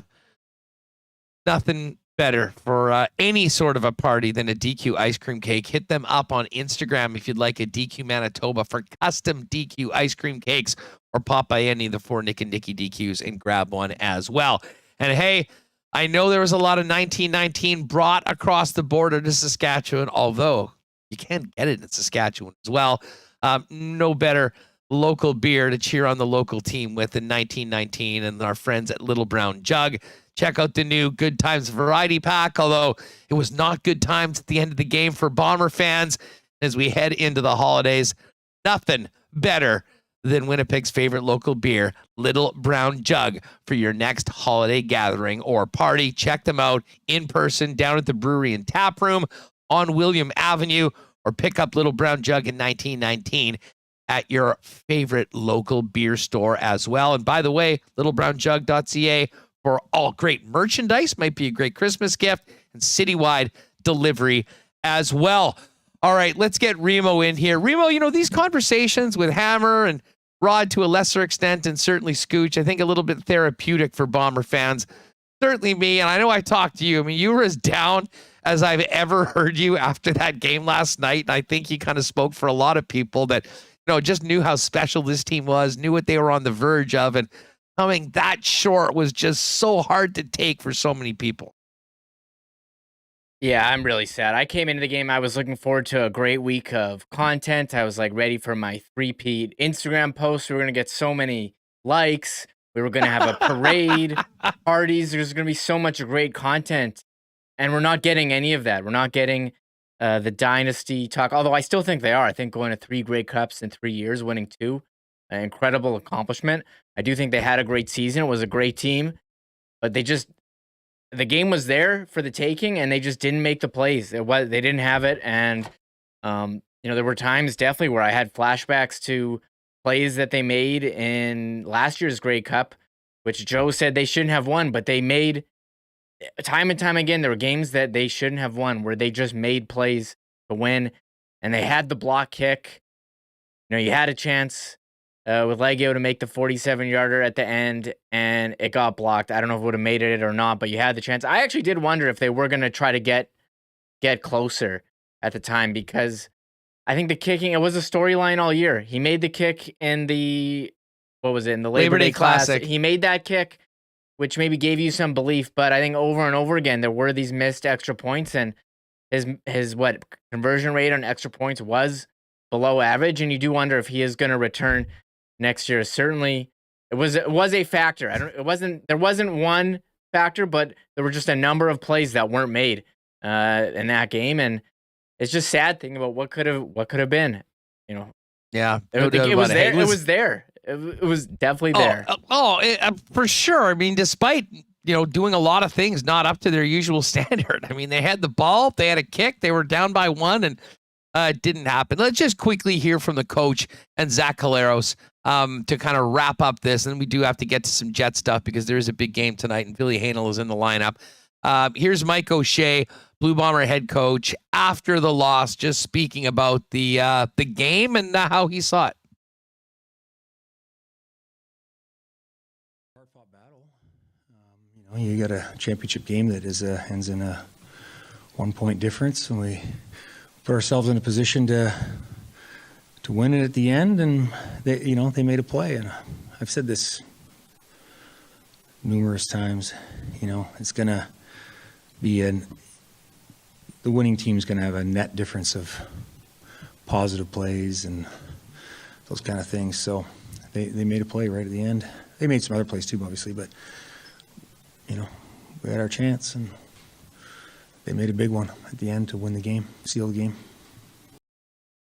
All right, there's dejected Mike O'Shea giving credit to the Argos. He wasn't the only one that gave credit to the Argos. Zach Collaros, Bomber quarterback, did as well, tipping his cap to the Grey Cup champion Argonauts. Hats off to Toronto. They played a great game. It seemed like we really couldn't get into a rhythm offensively for most of it. We put together a couple good drives, but didn't do enough to win the football game. So usually comes down to a couple plays, and there's certainly a couple we'd want back, but they played a great game.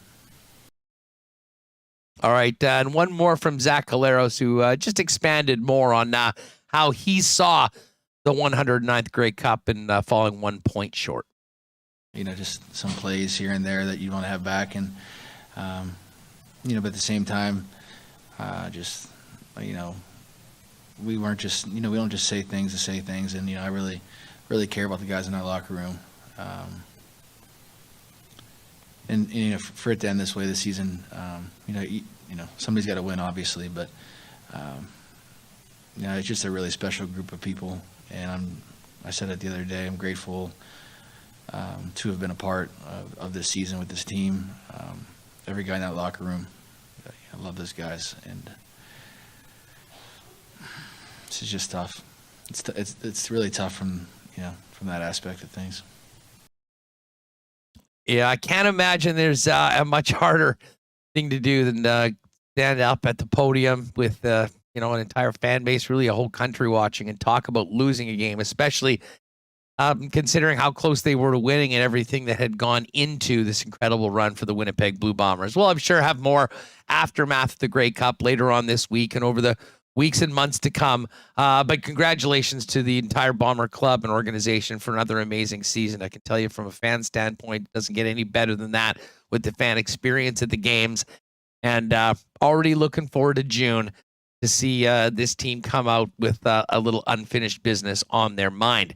But Remo, we got a hockey game tonight. Tough one on Saturday for the Winnipeg Jets in a couple of ways. I mean, the shutout loss to the Pittsburgh Penguins was bad, but even worse was kind of confirming our worst fears about Nikolai Ehlers, as we learned that morning, a sports hernia surgery, out long-term, although they do expect him to be back a little later on this year.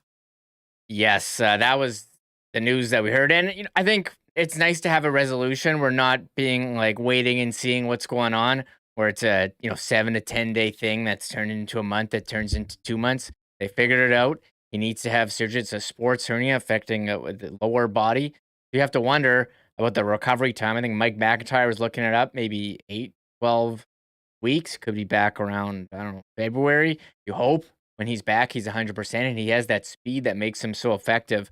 Definitely a blow for the Jets, who now have Appleton and Morgan Barron, 3 forwards who were in their opening day lineup out.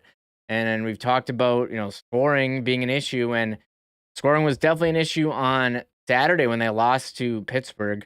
Tristan Jarry with a shutout, and we'll have to see something to monitor going forward. If this is the time where finally you trade one of your surplus D for a forward to help you score, now that you're missing so many guys. We did have some injury updates today going forward, but it sounds like Morgan Barron not that close to returning. He's going to go on the trip. I mean, who wouldn't want to go on the road trip to Dallas on Thanksgiving, Chicago on the weekend as well? Nice to get out of the city. It's not too cold today, but hey, you're sitting around at home. You want to be out with your teammates, but they'll try to get him skating. But that wasn't the only injury they have too as well. Yeah, well, I mean, certainly Dylan Dillamello's been knocked up, and I know many people, certainly on social media and probably in the chat, are excited to see Ville Heinola get his opportunity to get into the Winnipeg Jet lineup. He will play tonight. Let's hear from head coach Rick Bowness, who talked about Heinola going in this evening for the Winnipeg Jets as they host the Carolina Hurricanes on 90s night. Big, they're fast, they're heavy, and they're going to put a lot of pressure on us. The big part of beating these guys is the ability of your defense to get back and move the puck right away, because they're a heavy forecheck team. I think they're number one in the league in terms of dumping the puck in and putting pressure. So this will be a really good test for all our D, and for Ville as well. But this team, you give them a lot of credit, man. There's 4 lines. They're big, fast, 6 big, fast D. As tough a game it was against Pittsburgh, this will be every bit as tough. All right, there's Rick Bowness on Ville Heinola going in tonight. And I did have to laugh because many of the same people that are, constantly banging the drum saying Ville Heinola needs to play were complaining that this is maybe too tough of a team for him to go get into after not playing for a little bit.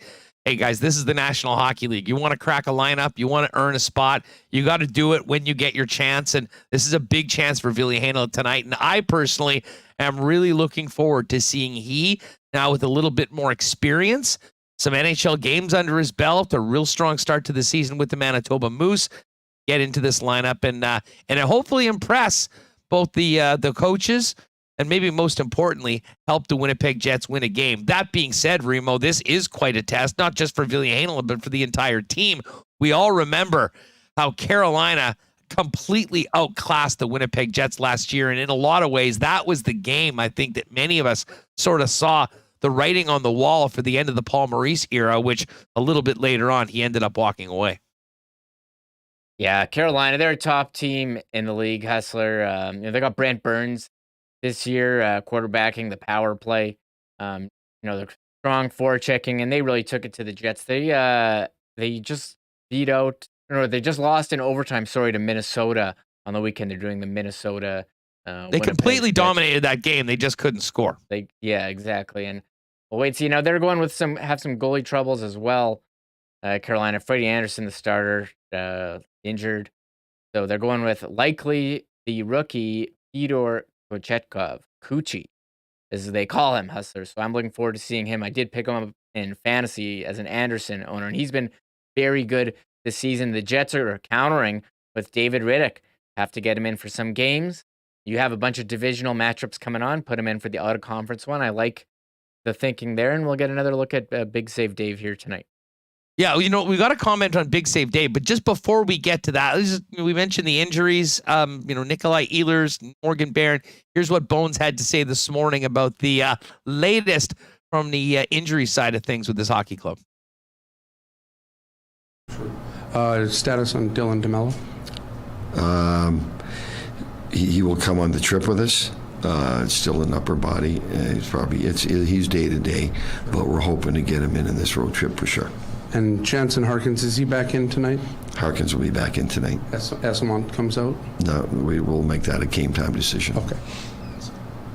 Yeah, just on that, I know it was an optional and there was a few forwards missing. Is there a question mark about somebody? No, because what we did yesterday, because of the heavy schedule we're coming, we gave them the option to skate yesterday or today. So, yeah. All right, so there's Bones on the injury situation. And I guess we'll find out who's coming out tonight. But Ville Heinola is playing tonight. So all you Ville stands out there, it might be a good night to get to the game. 5,000, the first 5,000 fans are getting a Jets fanny pack for 90s night tonight, Remo. Are you going to be there first in line? I know you're a big fanny pack guy. I am a big fanny pack guy, and fanny packs are great, Huss, for traveling, going through the airport.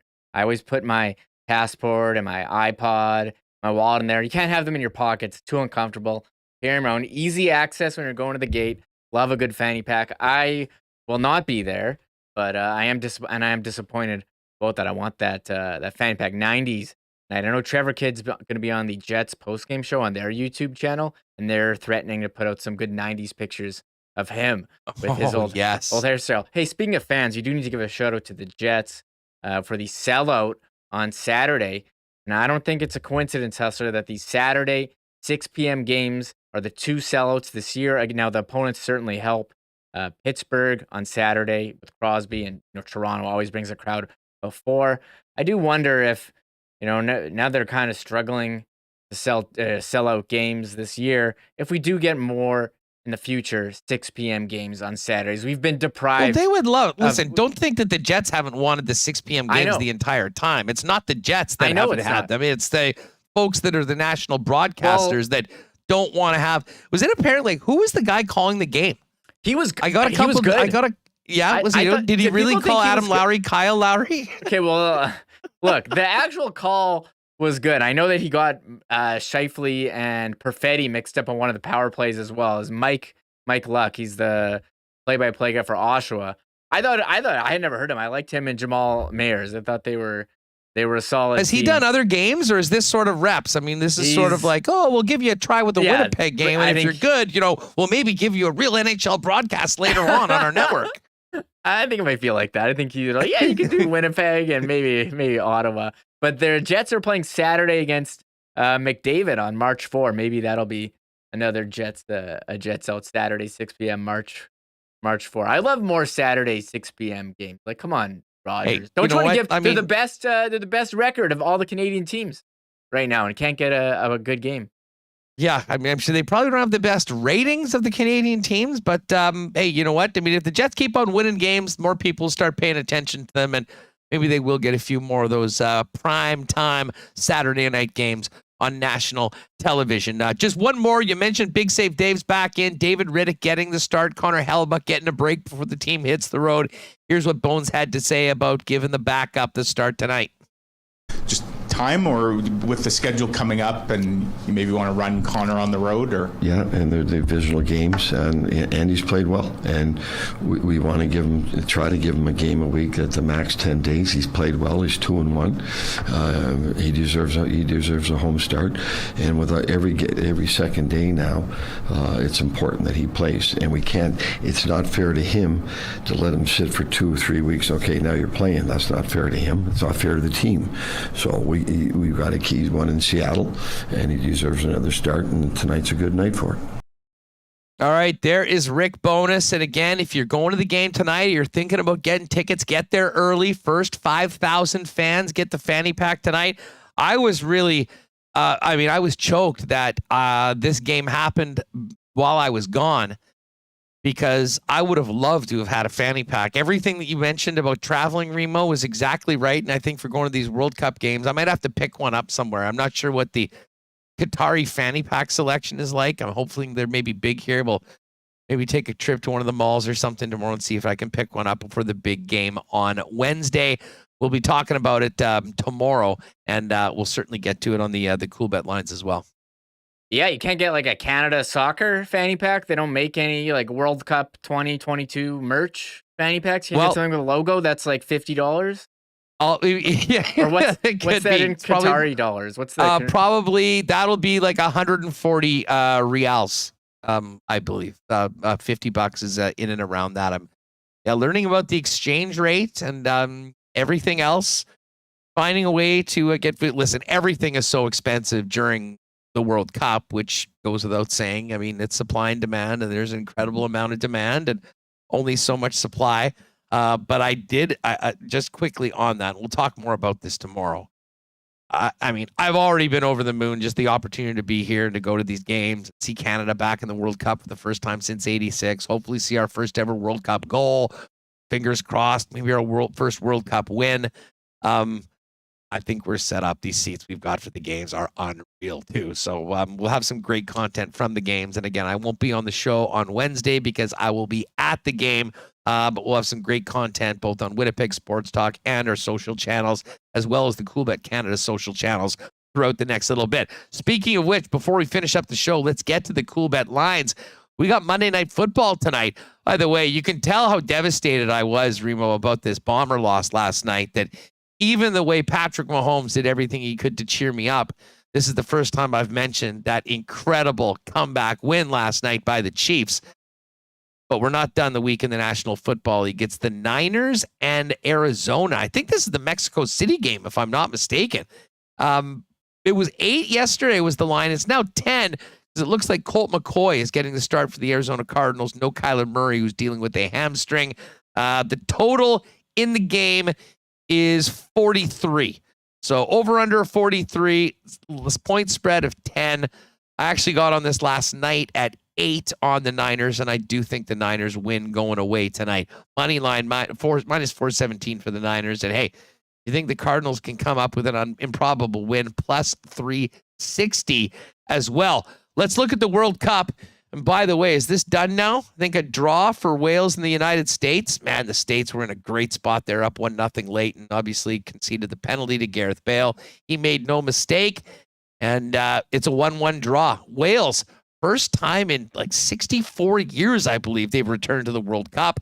So 1-1 draw, as I mentioned, the other two results, Netherlands 2-0 over Senegal, and England put up a half dozen on the Iranians, winning 6-2 in a Group B matchup.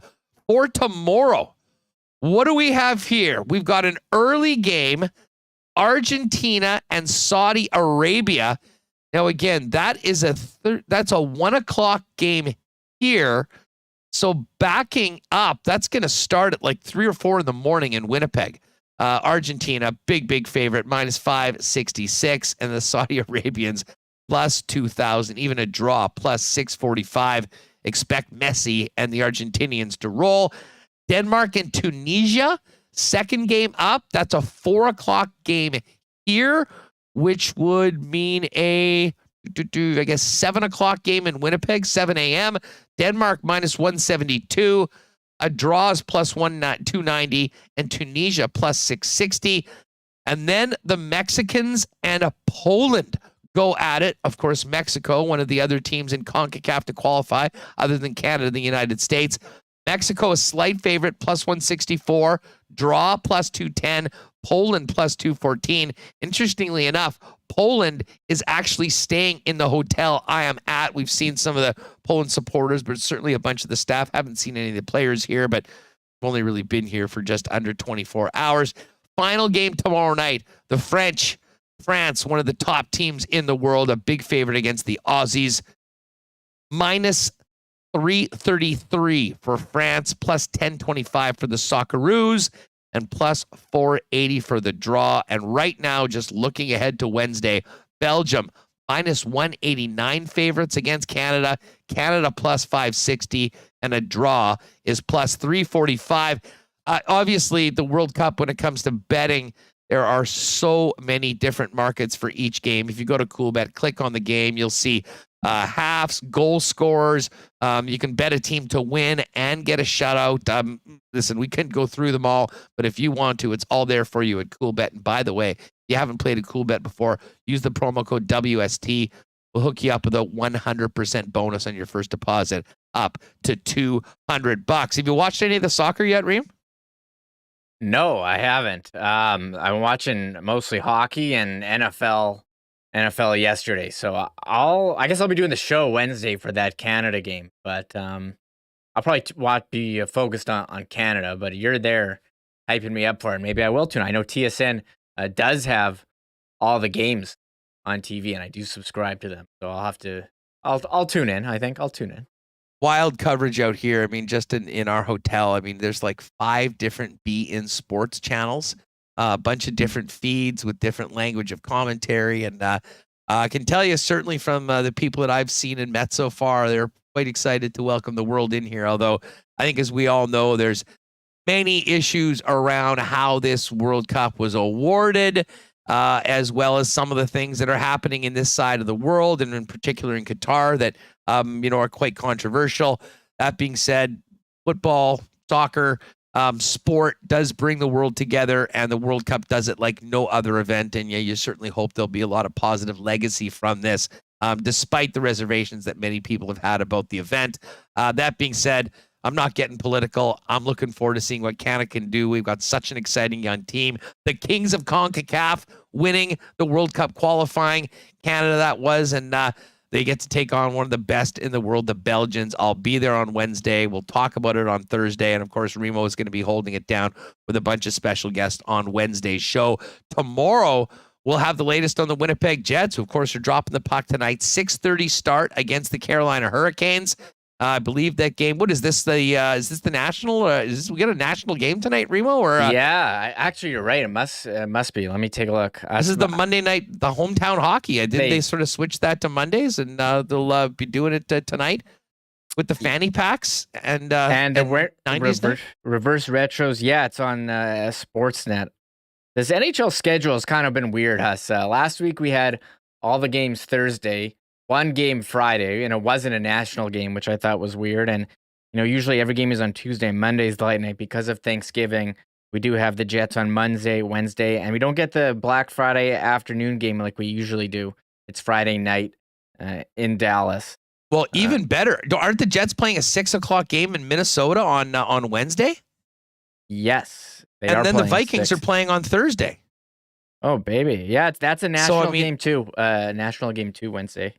Oh, well, awesome. I mean, but if you're thinking about a road trip, get down, maybe do a little bit of shopping. If you can blow off work, watch Canada. Or no, that'll be tough. That'll be too tough because it's a 1:00 game. You'll have to get there first, settle up at Sneaky Pete's or one of the bars, watch the World Cup, go to maybe Tom Reed's in St. Paul, go to the XL Energy Center, see the Jets play the Wild, see the Vikes on Thursday, Thanksgiving Day, do your Black Friday things, and then get back for the weekend. Just a suggestion. I think plenty of Winnipeggers are going to be doing exactly that, though. Just before we go, I did not see this game because of travel. What the hell happened to the Vikings yesterday? They got absolutely trashed at home by the Dallas Cowboys. Yeah, I saw pictures of some Winnipeggers traveling down to the game. Maybe the worst game you could see. I think Kirk Cousins. They were 8-1. Well, first of all, they're 8-1. Their point differential on the season is now -2. I don't know if that may not have ever happened where you have an 8-1 record and that kind of point differential. They've won a lot of close games and been blown out a couple times. Kirk Cousins under pressure, Huss, the whole afternoon. I saw some numbers like it was much. Remember how under siege Patrick Mahomes was in that Super Bowl against the Bucs? It was much worse than that. And well, it's much worse because Cousins can't move like Mahomes. And Mahomes, the guy has always found a way to cheer me up. And as disappointed as I was after the Bomber game, managed to catch the second half of that game yesterday. And my God, is he special. Unbelievable. And listen, the Chiefs on top of the AFC right now. And I don't think there's any doubt for all the people that were doubting Mahomes going into this season, who the MVP right now, the National Football League is. He wears 15 and cannot forget about Travis Kelce. That combination is all time. And they got it done last night in spectacular fashion. All right, gang, we got to get out so Remis can load up the podcast before you all can listen to it on the way to go to the game. One more thing. I just want to touch on one more thing. You guys touched on how TSN did not play the national radio broadcast in the past. They have had a full national broadcast team with Dusty or Rod Black. Really disappointing that they wouldn't allow, if they're not going to produce a broadcast, that someone wouldn't step in and let Derek Taylor call the game on CJOB. There's a number of people in chat. Number of people in chat saying they turned on the game and couldn't even hear the call because it's mixed for TV. It's not mixed for radio. So complete disservice to the fans. I can't believe the CFL would allow that. Well, just quickly on that. I mean, listen, Dusty, is a great friend of mine. We do the lock shop every day with our friends over at Coolbet.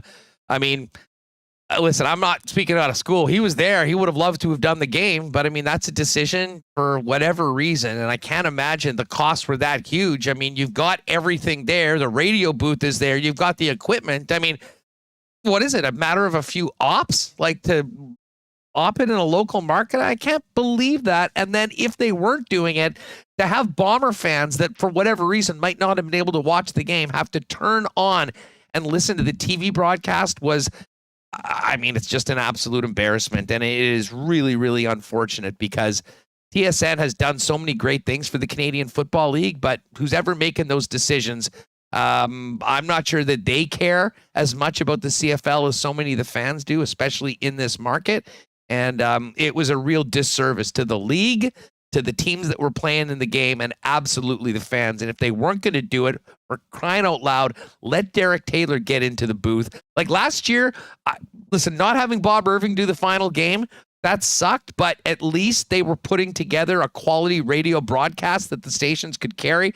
They didn't do that this year, and I don't know, from my opinion, it's just an absolute embarrassment. But for folks, we talked about that a little bit earlier with Rod. I did have to mention. I wanted to get that in again because I like hearing alternate calls. Derek's there. He's called every game. Why not let him? If you're not going to produce a broadcast for the local market, let us have it here. Marian Hossa got his number retired by the Blackhawks last weekend. Just seems like, I don't know, it seemed kind of an odd retirement. I don't know what team I associate him with. He bounced around, was in Ottawa, Thrashers, Detroit, Pittsburgh. Spent like 6 years with the Blackhawks. And was never really a top guy there, but good for him. One other note. He went ring chasing a while. He bounced around, was always on the wrong team. And the reason why I associated him with the Blackhawks is because he managed to play the entire season, through the entire playoffs, and then when his contract that he signed was only $1 million a year, all of a sudden was allergic to his hockey equipment and had to go on LTIR, which was a scam right up there on the level of the Kevin LeBanc deal a few years ago with the Sharks. Okay, and one more. Okay, you remember us Friday's show? We talked about the Winnipeg Jets hockey rock album, Rink Rock, of course, with Newman in. Yeah, so I don't know if Jen Zarati from the Winnipeg Free Press was listening to the show, but she has an article out today, a behind-the-scenes look at how this album was made. Includes interviews with the producer of the album, with Jennifer Hansen.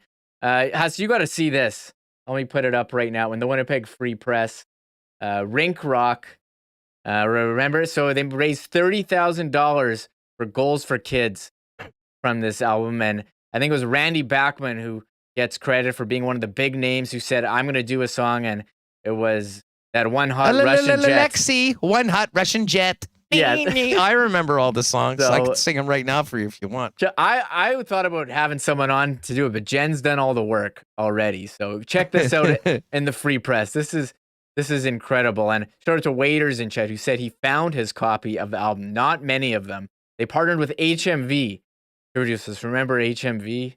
It's right there with Blockbuster. And speaking of 90s night. Speaking of 90s night, tonight at the Jets game, they're wearing those beautiful reverse retro 2.0s. So they got some of these songs on YouTube, but as a collector's item right now. Oh, good stuff. Well, I will definitely check that out in the Freep, and who knows, maybe we'll get Jen on to talk about it at some point going forward. That being said, today was all about the the loss, the heartbreaker in the Grey Cup. But man, again, congratulations to the Bombers and the organization on an amazing season. Cannot wait to get back there next year. And wouldn't be surprised if we're talking about the team back in the big game a year from right now on Winnipeg Sports Talk as well. That's going to do it for us. I'm going to get some sleep here, try and get on somewhat of a normal schedule here in Qatar. 2 days away from Canada returning to the World Cup. Cannot wait for it. Make sure you're following at Coolbet Canada, Twitter, Instagram, obviously Sports Talk WPG, and myself. My personal Instagram is Hustlerama. We'll have some great stuff up on there. We'll talk to you tomorrow, breaking down tonight's Winnipeg Jets game and getting ready for Canada, Belgium, and much, much more right here on Winnipeg Sports Talk.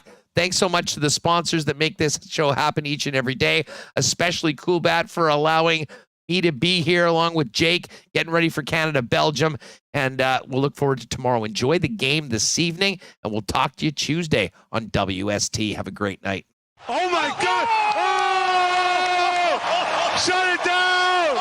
Let's go home! Thanks for tuning in to Winnipeg Sports Talk Daily. Make sure to subscribe on YouTube and your favorite podcast feed at winnipegsportstalk.com.